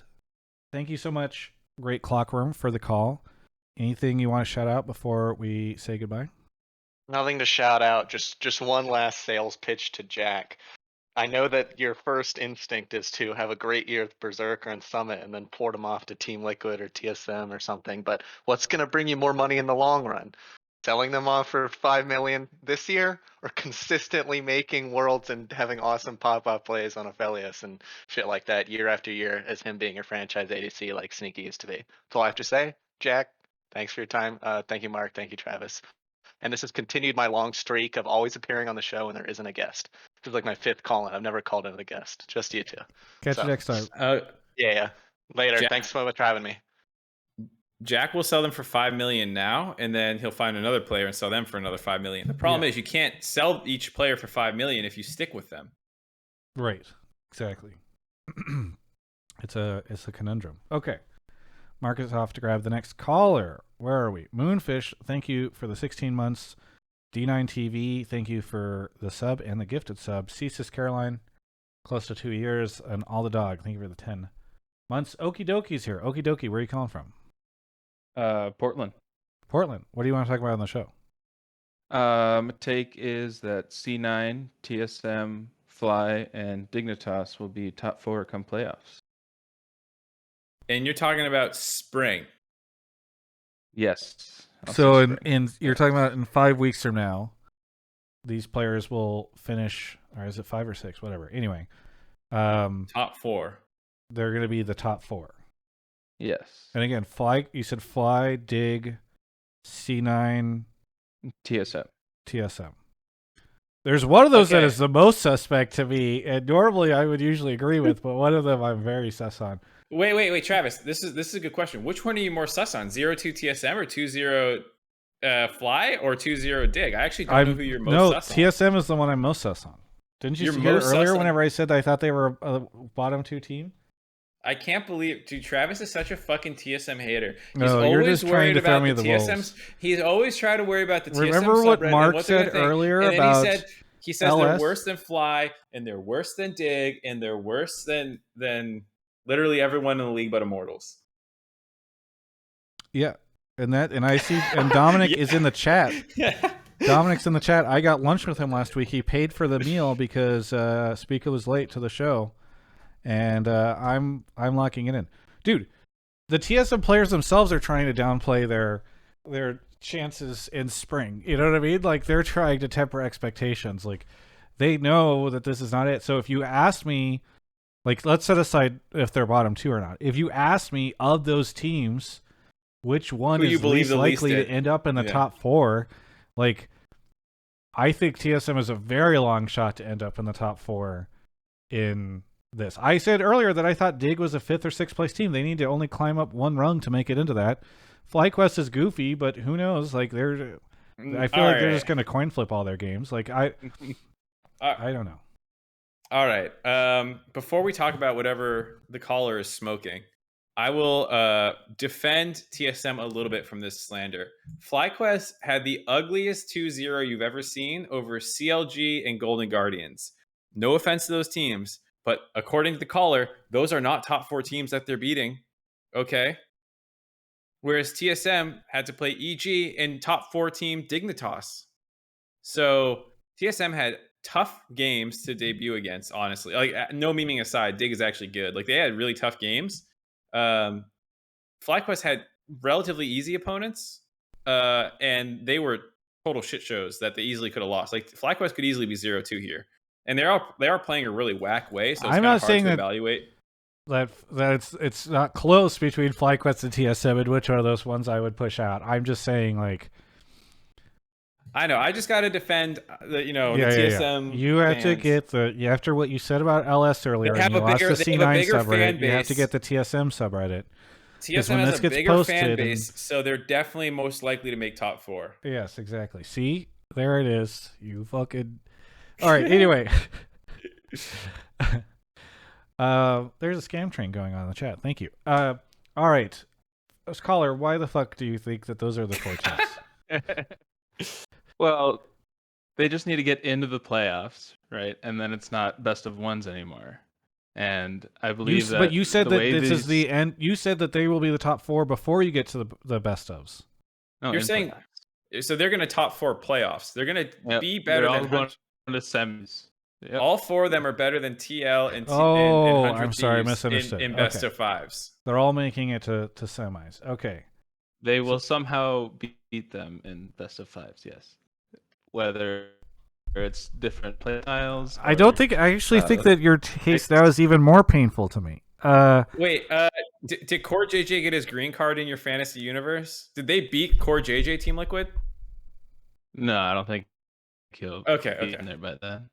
One step closer to reality. One step closer to reality. Okay. Yeah, so who don't you? So you don't have 100 Thieves in there. You don't have to, like. I care less about the teams that you have in there because you're just being goofy. But you don't have 100 Thieves, EG, or Team Liquid. Yeah. My EG was the hardest one to kick out for me, but that's just how it played out. Okay. Really quick. So don't give me like the essay because we've got several more callers. But like. Just give me your methodology. Like, how did you arrive at this? And be honest. Was it, I've never been on Hotline League before, and I would like to be on. You've been on, I think, even before, so maybe I'm wrong. But is it like I'm not doing anything tonight, and so I just want to get on the show? Like, what? Did you smoke something funny? Like, what was the methodology? What is Mark is all about the drug usage references tonight. I watched Euphoria just earlier today. Oh, okay. What is it that I don't know. How did you get to this? I just like the way that C9 obviously is drafting and playing and showing that. Sure. We don't need the C9 We don't know everything. Explain me the others. And FlyQuest is very open-minded and willing to play new things and that catch people off surprise, even in a best of 5, I believe. And TSM is just warming up, and they need to get into a position to be in the best of 5s. Open minds lead to empty heads. What? Why? Okay, really quickly. Let me just like ask a hippie specifically call. Like, the TSM. They just go with the flow, man. They're just like out there feeling the universe in the draft, man. TL is just uptight business suits. Well, let me just add, really quickly. Why do you believe this TSM team will do it? Kaido's actually cracked. Shenyi's been aggressive, and I think that's important for bot lane. And Spica has You're gonna tell me all 5 players MVP are great. quality. So you just need the 5 players to like get their shit together, and that's why you believe in it. They've got the right 5. Once Spica and Kaido like get their mid jungle synergy better, I believe that'll be a key factor. Yeah. Somebody in chat, really quickly, I just want to address this because I've seen this a couple times on Reddit. Travis and Mark say they don't pull crap takes on purpose, but then they have people saying none of Hunter TTL and EG will be top 4, so who do I believe?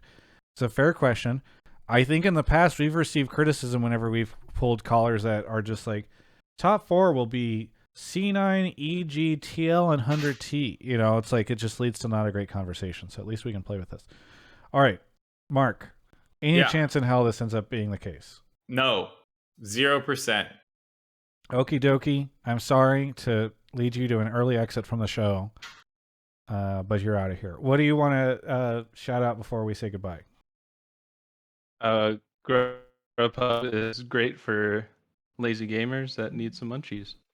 Thank you so much for the call. We'll catch you later. He's speaking from personal experience. Yeah. All right, so this is why I pulled it. Unironically, if someone gets a lot of emojis in the thing, like I'm often gonna like say that that's something that people want to do. His take got 4 laughing face emojis when he said C9, TSM, Dig, and Fly will finish top 4 in playoffs. So I pulled him on for 10 minutes. We crack some jokes and we get on with life. All right, you know, like obviously people think the take is funny. Mark, was off to grab the next caller. Thank you to Sheldon I for the Prime. So many thanks for the 43 months. Karokian, thank you for the 8 months. Serious takes only. All right. I'm looking at some of the takes right now. By the way, I do think everyone who wants to criticize our takes before they do so should go look at the pleb topics and subtopics takes and ask themselves which take should be getting called and what would that conversation look like before they would do it. Mogul is back on the show. Mogul, welcome back. Where are you calling from? I'm calling from Dallas, Texas. Dallas, Texas. What do you want to talk about on the show this week? Oh, I got a spicy take today. All right. My take is that language barriers are very, very real and hurt teams. And I fully expect teams like C9 and Dig with language barriers and key macro roles to stumble in the future, in the very near future, just like TSM is showing struggles right now. You know what's really interesting to me about this is I remember there was a point in time where TSM did a lot of Korean importing, and then they stopped because they and only went with European players. And I thought it was because at the time they're like, oh yeah, language barriers are so real, like it's a big deal. And so I think it's kind of interesting that they've switched back to language barrier situation. Well, this is empirically wrong because Dig and C9 are 2-0 this week. So true. Sorry, we're using our 2-game sample size as the theme of the episode. Riot has already come out and said that they want games to be longer, and in longer games, macro decisions and being able to call out flanks and different game states that are extremely complex are very important. And language barriers are going to make this worse and worse, for sure. And it's going to be a struggle for some teams to work through it. Now, don't get me wrong. I have full confidence in TSM and C9 now that they have certain systems in place to work through them. But I fully expect them to stumble on the way because it's going to take time. Did they say they want longer games? Well, I feel in one of the things that they came out with, they were like, yeah, we want longer, more close games. And that's why they have the comeback mechanic in place in the pre-system. They haven't taken that away like they took Chemtech Drake away. I mean, Riot has consistently wanted like a 35-minute sweet spot average game time so that you can more regularly hit your late game fantasy. Between like 32 and 35 minutes is usually what they target. So like, I don't think that's changing. I don't think they're saying like, let's have 40-minute game average, like, and it's actually sped up because the majority of their player base is Chinese and the Chinese fandom prefers fast-paced games in general.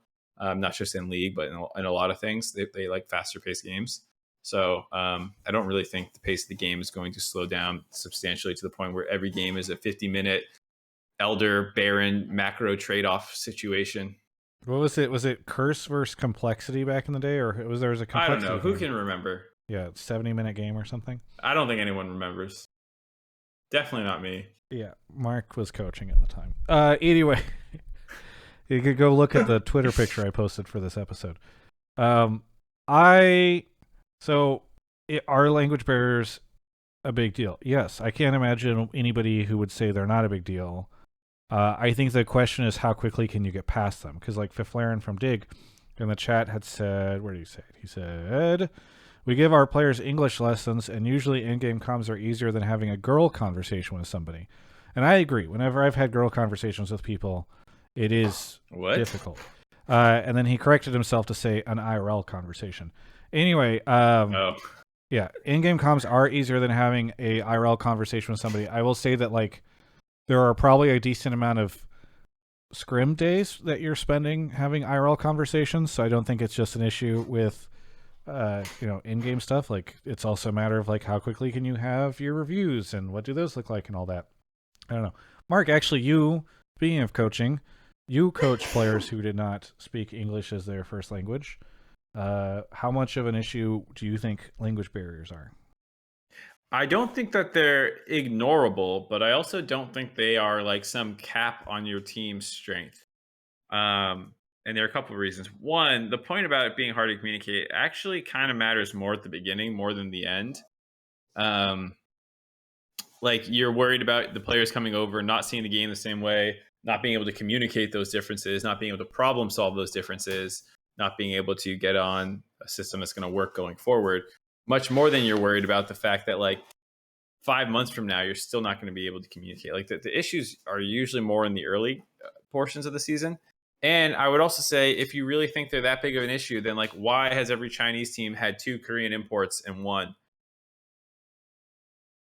that world championship? Why are the best teams in the world able to win with supposed language barriers? I know some of the Korean players on these Chinese teams have Mandarin lessons. Like Doinby is quite fluent, but there's other ones that I don't think are as fluent, and they're able to make it work. Do you think, to the caller's point, that it will hold back these teams at all, or that they will have issues because of them? No. I would say... I mean, it's got to hold them back some, right, Mark? It's not like it's an insignificant amount. Well, I mean, they might have some, but it's like some players are toxic. You know, that's an issue. Like how big of an issue it is kind of a case-by-case basis. And both teams have relatively significant support structures, more than we had in my day, to help them out. Chowie and Peter Zhang and Spica being able to speak Mandarin and having a lot of people over there, and same with LS and Korean, being able to speak it, as well as I think they have someone else on the staff who I can't remember who can speak Korean. But then they also like the 2 players, you know, like it's not that bad.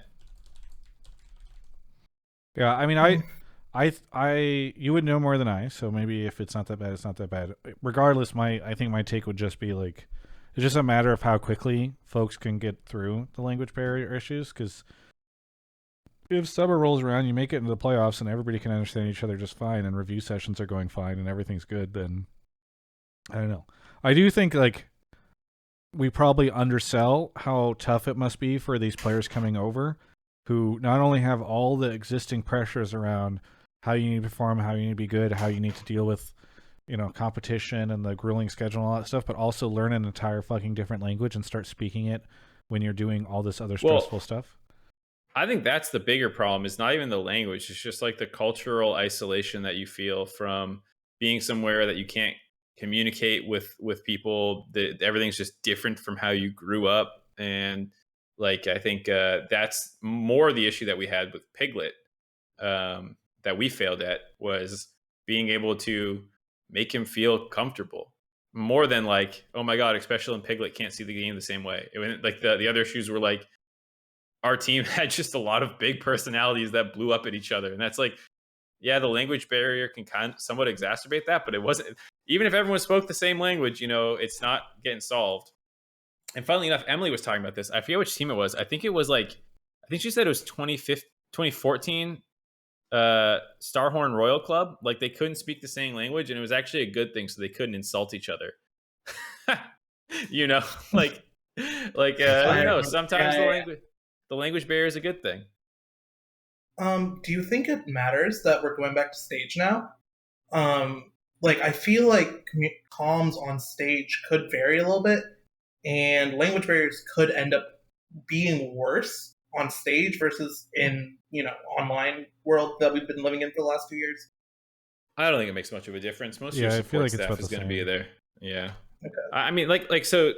To summarize, I think language barriers are a problem, but it's more of a problem earlier in the year than later. And given that C9 already seems to be okay, I'm not too worried about them. For TSM, it's hard to say how much is language concerns versus like just general team problems that you're going to have. I wouldn't want it to get lumped into just communication issues and stuff. Thank you so much, Mogul, for the call. Is there anything you want to shout out before we take a quick break? Yeah, I'd like to shout out Game Fuel, Alienware, crap, what was the new one again? GrubHub as well. GrubHub Gaming. Thank you so much for the call. GrubHub. Catch you later. See ya. Speaking of GrubHub, let's talk about GrubHub. So right now, GrubHub is doing a promotion. I don't know the exact end date, but I think it's for a couple weeks. Just try the code, where you can win, or sorry, not win. Well, win, yes, but if you order something that's $15 or more, you can use code IGNITE, IGNITE, to get a free Hextech chest and key. This is for the first 50,000 orders. Not only that, but they also give you a shot to win. Mark, do you have your chest in front of you? Because mine is behind me. It's okay if you don't. There it is. Look, live on Mark's desk. You can see it. There's a shot of it. Well, not specifically that one, but there's a chance to win a real GrubHub Hextech chest. They've got some stuff in it. There's no purchase necessary. US 18 plus. If you guys want to go check it out, there's a bit.ly/LCS rules URL that you can use. Look, Mark's hand for scale, by the way. You can see how big his hand is. Someone said in chat it looks huge, and I'm like, it is huge. I didn't want to interrupt. It's actually show that like his hand is. It's like 20 pounds too. I don't know. It's heavy. And it comes with some stuff in it too. So here's the thing, everybody, and I'm going to go off script a little bit here. LCS has that same code, as well as some other influencers that everybody's promoting Ignite. Do me a favor, grhb.me/Travis Gafford, or use the link in the description of the YouTube video if you're watching on Twitch, on YouTube. And then on Twitch, I'm going to use !GrubHub in the chat. Go use that link whenever you go use the code. Because you can use the code. You don't have to use the link. It's not necessary. But then they'll think that it just came from like LCS or something. And look, I need GrubHub more than LCS does. So please do me a favor and use my link so that we can continue to get promoted here. And then if everybody's using my link and nobody's using LCS's link, then maybe what they do is they shift some of the LCS budget next year over to me, and TGI just becomes massive because I'm sure their finances are going more. Anyway, thank you to GrubHub for sponsoring the show. Again, use code IGNITE. Get yourself a free Hextech chest. I mean, it's $15. That's not... So it's easy to get a good meal for $15 on GrubHub and find some cool stuff. And then, yeah. Oh, get that up. Can you put that in the box? Cat for scale. Can you shove that thing in the crate? Anyway. Sure, it's your channel. Thank you. Just kidding. I went gently. All right. I'm not advocating any. Anyway, thank you so much to GrubHub for sponsoring the show. Mark, you want to come back now? Oh, he's off to grab the next caller while we have to watch this situation on the screen. Thank you to 7 Chakras for the 3 months, and D to the money as well. Thank you to Heigen Kides, is that how it's said? Appreciate everybody subbing tonight. It's very generous of you. Yeah, go use the GrubHub link, !GrubHub. Maybe you're hungry right now while listening to this, and you're like, what am I going to do? And I said GrubHub, and you're like, well, I can just do that, because that's slick. And you get a free Hextech chest. First 50K. Give your code. Go do it. Where's our... Oh, they are here. Mahcks is here. Is that how you say it? Yeah, Max. Mahcks is here. Where are you calling from? San Antonio, Texas. San Antonio, Texas. What do you want to talk about on the show? Well, my take for you, Marcus and Travi Patty, is that co-streaming is better the way it is now for 2 main reasons. And that's because it makes LCS easier to market to sponsors, because you have like an aggregate number instead of like, the varied number with a bunch of different streams. And that it can add some hype to when co-streams actually come back, same way that you have like the Manning casts and the like the Peyton Manning and Eli Manning stuff for NFL, and you could even have like maybe Double Lift and Sneaky and Meteos come on for like an official co-stream, like once a week or whatever, and it just adds for some built-up hype. I don't know if you guys actually like pay attention to them NFL Manning streams, but people seem to love them. No, I've heard about them though, because people were talking about them a lot within the context of co-streaming. I think I've continued to have mixed feelings on this stuff because I think that the variety is really nice, but I wish that there weren't the obvious downsides of the co-streaming stuff. I mean, one of the things that was very surprising to me was this week. Let me see if I can find it on the subreddit. Like, I thought that people were very, very pro co-stream, and then there was a Reddit thread that got 900, close to 1,000 votes, 400 comments, 440. Removing co-streams for most of the regular season is a mistake. Thoughts? And they listed out a bunch of stuff. People saying they wouldn't watch if there wasn't a co-stream, etc. And then there's just a lot of people that are like, yeah, but everybody was shitting on the broadcast during the co-streams, or they weren't talking about the games, or I don't know, people were not as down for the co-stream stuff. Actually, let's put it this way. I think a lot of people who like co-streams even can understand why they're not great for the league.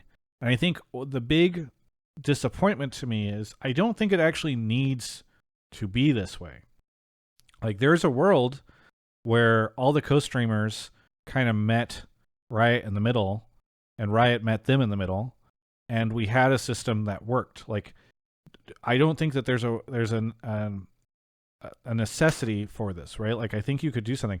I also even think that there's a technological system that could be really cool for this, where like you have some sort of audio track that you can just switch between on Twitch that I think would be really cool, or on YouTube or whatever, where you can just switch over to a different commentary track.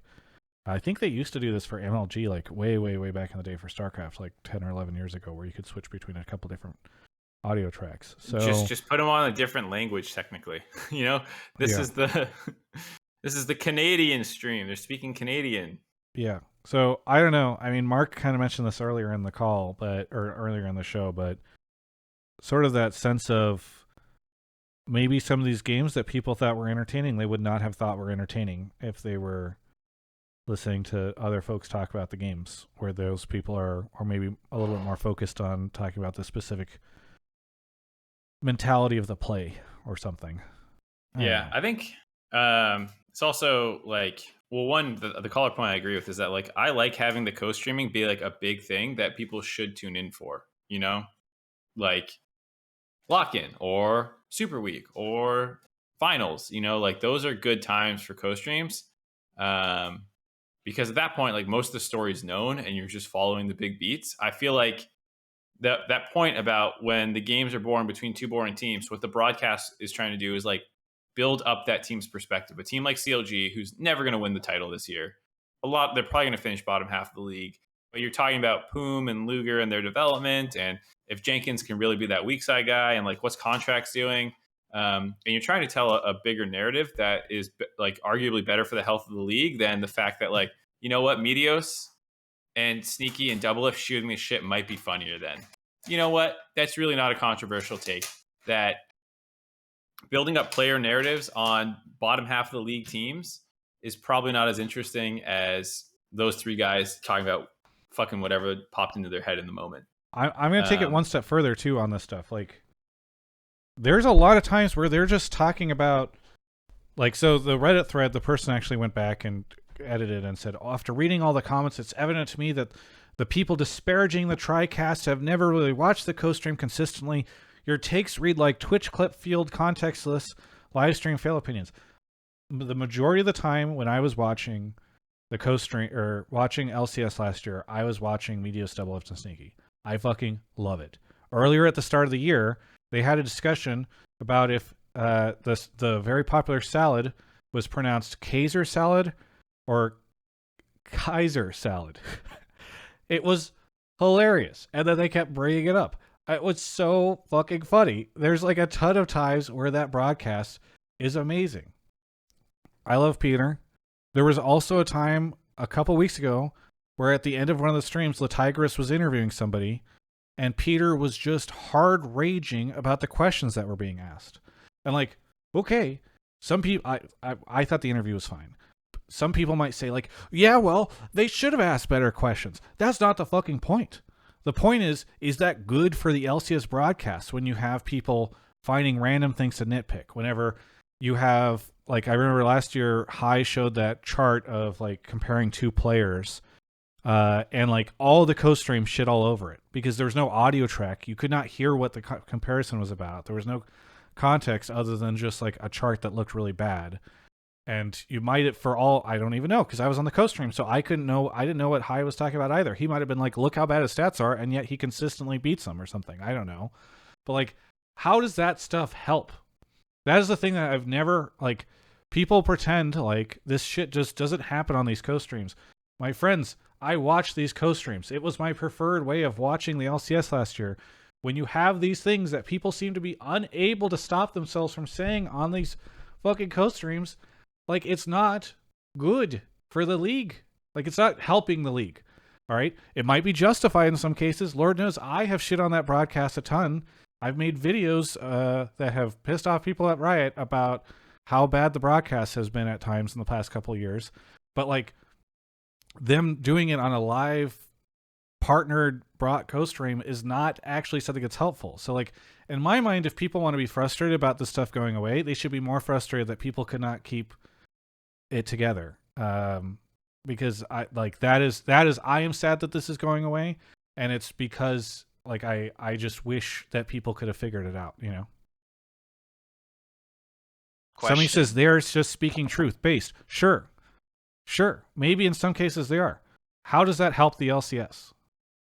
Like, yeah, that's the thing that's so confusing to me. Is like, okay, maybe like the camera is really wonky and it's like all over the place and people are, it's sucking. Maybe somebody would not have even noticed that because they wouldn't be paying attention to the screen. They've got it like on a different screen or something like that. But suddenly you've got like an official broadcast like pointing that shit out. That's the stuff that sucks. I want the TriCast. I would rather listen to that during some of these games than some of the casters, especially when Mark's on air. But like, that doesn't mean that like I don't understand why this is an issue. Mark? I think co-streams are amazing and I'm an asshole. Wish I could bring my cat on the broadcast. Then I would have all the power of co-streamers. That's the real advantage. They have control over their environment. No one lets me bring Natsume on the broadcast. Do you guys know if live viewing is still allowed for like Doublelift and Sneaky Medios? There's no way to disallow it, is the thing. So like everybody could just do it. That's the other thing too, is I don't think it's that big of a deal because people can just do it. You could live view an NBA game on Twitch if you wanted to. Do you think if they did it, if they live viewed, that you would still watch it? Would that still be your preferred method? I don't know. I've been very surprised that no one has just, like, if I was Peter or Dom or LS or somebody who wants to do this, or even like somebody who's not been an official co-streamer, I would just go hire like a web dev to create like a, what's that? Dom had something where you could like just click a link and it would be his stream and the other stream synced up. I'm pretty sure he had this. Almost positive. Yeah, he did. Like, I am surprised that somebody has not created like a more formal product for this. Because like I think it shouldn't be that hard to create. Like, I don't know, maybe it goes out of sync or something like that. But like I am surprised somebody hasn't just created like coview.com and you could just have everybody co-view everything. I mean, somebody says there is a formal product. People are all linking it right now. Okay, IW dive, iwilldominatelive.com/caster/iwilldominate. Does he have other people do this? Live view. I mean, either way, like you're saying, someone can make a product, but the reason people don't do live viewing is because it gets less numbers than co-streaming, and they'd rather just do something else if it's not going to be as fun. Yeah. Dom, to his credit, actually really cares about, I think, like, the scene. He watches like every region. He's making content about fucking everything. You know, Yeah, like no, Dom's a he total works grind really lord. fucking hard. Yeah. And like that's not a shot at the sneaky and Meteos guys who would rather do something else. It's like you're totally fine to have your own priorities, but like I understand why for a lot of them getting half your numbers compared to co-streaming is like, well, I'll just go do something else. You know, I don't know exactly how drastic the drop off is, but oh yeah, liveviewsync.com. Everybody should just use liveviewsync.com. These things have existed forever. You never gone on those YouTube things that syncs to YouTube videos? Yeah. But I was just saying somebody should do it officially for this. I'm going to close my door because Kobe just came home and I don't want him to have to listen to. No, they're not lazy, Sentinel. They just want to do something else. Like, if you can't do it the same way and if you get less viewers and it just doesn't feel as good, I think a lot of people just want to do something else. I don't think it's fair Mark to and them. I would do this show together if it got half the views that it does? Sometimes we do get... Depending on the episode. Yeah, but if it got half those views, Mark. Well, they are kind of lazy. All right, well, fine. But they're not lazy because the live viewing thing. Maybe they are just lazy in general, but that's not the point. You can't blame not live viewing on being lazy. Yeah. I don't know. I'm not trying to... I know I'm going to just look like somebody who called out the co-streamers a ton. Like, I say this as somebody who really fucking loved the TriCast. Like, it was so fun, and it made games that I would normally want to not pay attention to, like, something I wanted to watch. Like, I literally thought it was available for the first week of LCS. I knew that it was limited, but I thought it was going to be available for this week. And then I went to Peter's stream. I do wonder if he was doing this out of any bitterness, but he was, like, streaming against it, which I thought was funny. Oh, definitely. I think you can listen to the first half, like the first little bit of the podcast that we just launched, to see if there's any bitterness there. Yeah, well, yes. And I saw Dom tweet out the thing too, where he tweeted the Twitch chat where everybody was fanning like Remont co-streams or whatever. Like I like co-streams. I think it's great. I just think it's a pity that like people seem to not be able to figure out how to make this work. You know. Yeah, and I mean, like, I totally get the streamer's perspective too, where they're not happy that like this thing that was great for them. Like, that's a very natural thing to not like losing opportunities. I am surprised that they're not, like, quite frankly, I'm surprised they've been taking it so well publicly. I'm surprised that there haven't been. I mean, I'm sure that like their Riot was like, if you fucking say anything, you're never co-streaming again. I don't know. I don't know. They're not usually not that strong. Puppy Shark says, I just don't tune into the LCS because co-streams don't exist. I just listen to a podcast and then recap what happened for the week. Yeah, but are you a valuable viewer for the LCS if all you do is watch co-streams? I think that's one of the points that Travis is making about like aggregating viewers and how that all works and selling to sponsors. If all you do is watch Double Lift, are you actually valuable to the LCS? Would be the question. I think I would argue you're valuable. I just don't think you are potentially like as valuable to them as somebody who's in the. Well, like there's a risk reward that you're taking, right? Are viewers like that as valuable when you're also pulling viewers who would watch the LCS away from the product? Yes, you know, like they're okay. It's kind of like the free to play model, right? Like sometimes it's actually great to create a free to play game because you bring more people in. There's higher player base that's going to bring other people in, etc. You catch the whales. Yeah. Yes. Whatever. Anyway, thanks for the shot. But you like that only works if people are going out and like saying positive stuff. But if those people are going out and then going on to Reddit and being like, "I'm fucking done watching this trash region. It's such a joke. Like, oh my god!" Like, and you repeat something you heard on a broadcast about something, or you just hard flame the players or the broadcast or all that stuff, right? Like. Yeah. Here's a serious question. I tweeted out, and you tweeted out the same thing. I said it, I think, even a little bit stronger than you did. I was like, the LCS is the best region in the world to watch right now. Not saying it's the best, gameplay. I just said pure entertainment value. Yeah, I said value. it was like the most interesting it's been in years, yeah. Yeah, and you said it's the most interesting it's been in years. How much of this positive sentiment do you think would have made it through if half the viewers were co-streamers and they had a more negative perception of how it went? It is very funny. That the most soon positive... as co-streaming goes away, yeah. As soon as co-streaming goes away, it is the most positive reception of the LCS we've seen in years. Yeah, that's probably that's a little correlation, column A, little causation. column B. Yeah, because I think the product as a whole leveled up. The teams are very interesting. LS showing up was a huge part. The actual production has been better. Like there's a lot of things that have leveled up, but I think it would have maybe been slower to be realized by the majority of the fan base if they were split across multiple streams. Not even saying the co-streamers are negative, but like if everyone's muting the intros and stuff, and you're not actually like hearing what we're saying and seeing the interviews and seeing the feature, like the things that are being made, you know, like even if you had a positive co-streamer, it wouldn't matter if they're watching it kind of muted. Yeah. Okay, we've ranted about this for a long time. Hello, Max. You're still here, right? Sorry. Yeah, I'm still here. You might be able to tell that Mark and I agree with you, even if we think it's complicated. Is there anything you want to say here at the end of the call? I know we just took your thing and fucking ran with it.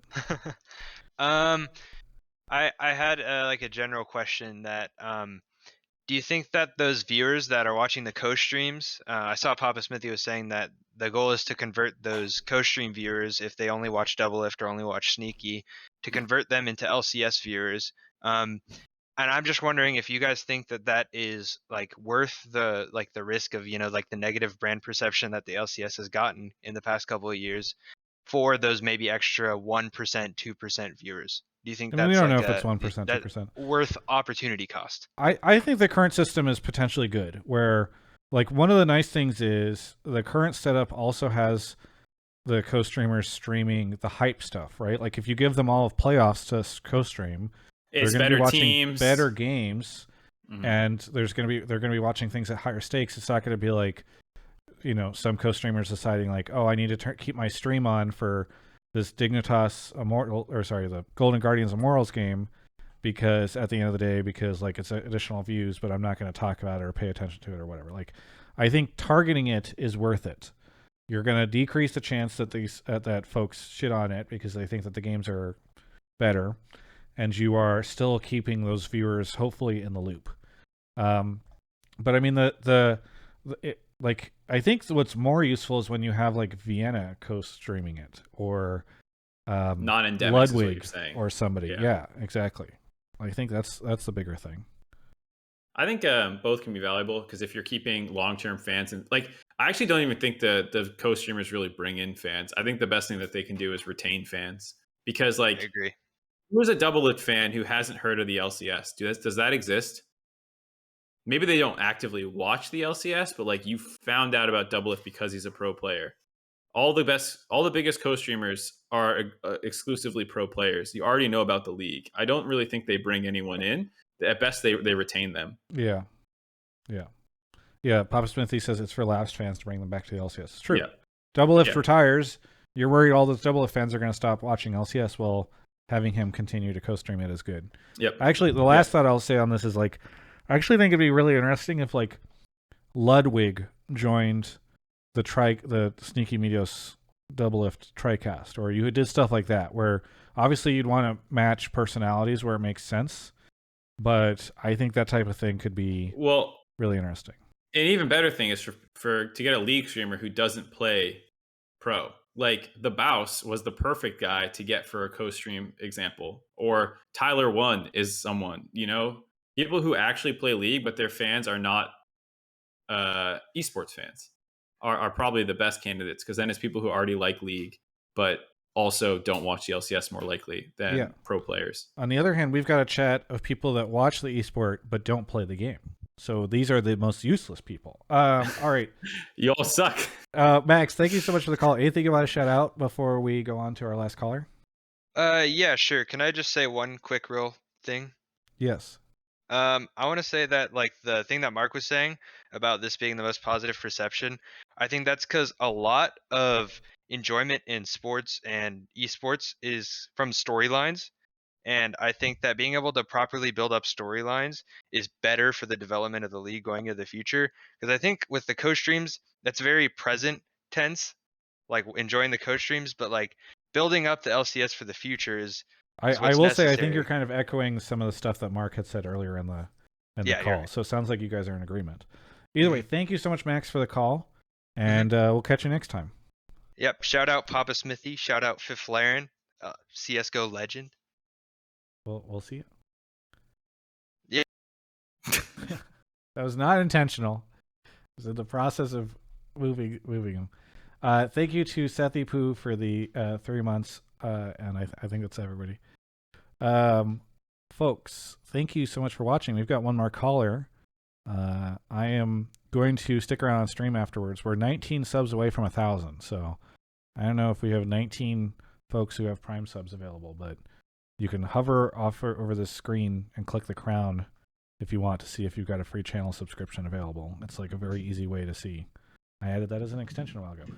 You should save them for me, though. Bieza here. Bieza, is that how you say your name? It's Bieza. Bieza, where are you calling from? Santa Barbara, California. Santa Barbara, California, not too far away. What do you want to talk about on the show? My take was that NA is looking better than EU at the moment.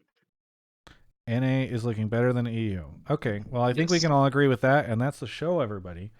No, thank you, Bieza. What makes you say that?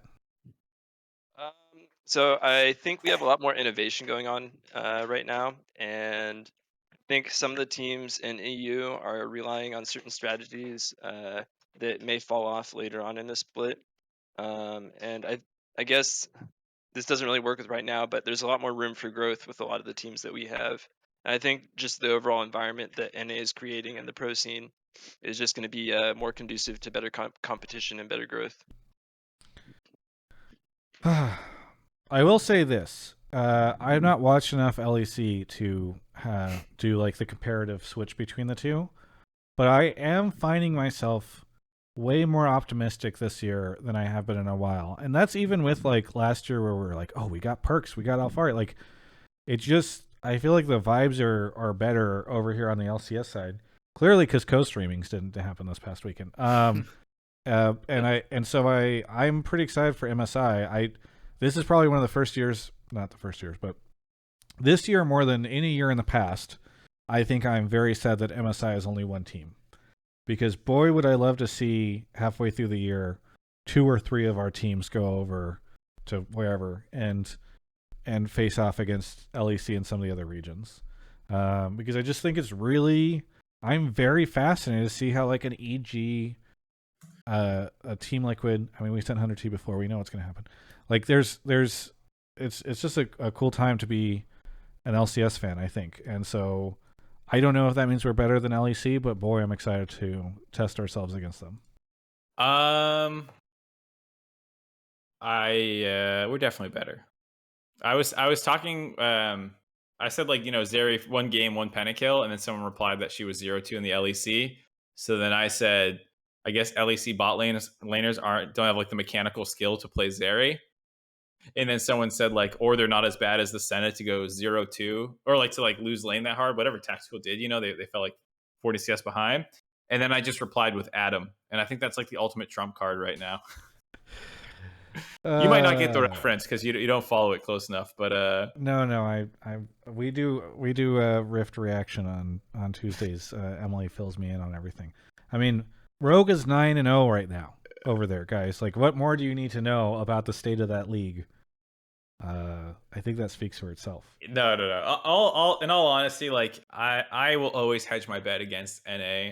Definitely. I think it was on that podcast with Doublelift and Cadrill both, and I think they both said that NA is never going to win Worlds. Like, there was a conversation on the broadcast where Jat was like, if Worlds, it's going to be doing something like this, crazy strategies like LS and stuff. And I was like, thank God I wasn't on the broadcast that day, because I would have just been like, but Jat, we're never winning Worlds. So with all that in mind, as you can tell, we have optimism here, but not the highest levels of optimism. No, I'm always just scared to shit talk EU, because then it's egg on your face pretty easily. Yeah. I think we had a quick internet glitch for a second with Mark, but I think he. Yes, I don't know what happened. All right, Bieza, why do you think that LCS is better than LEC right now? Bieza, friend, he died. Caller, muted, unmuted. Can you hear me? Yes. Oh, there we go. There we go. Back. Sweet.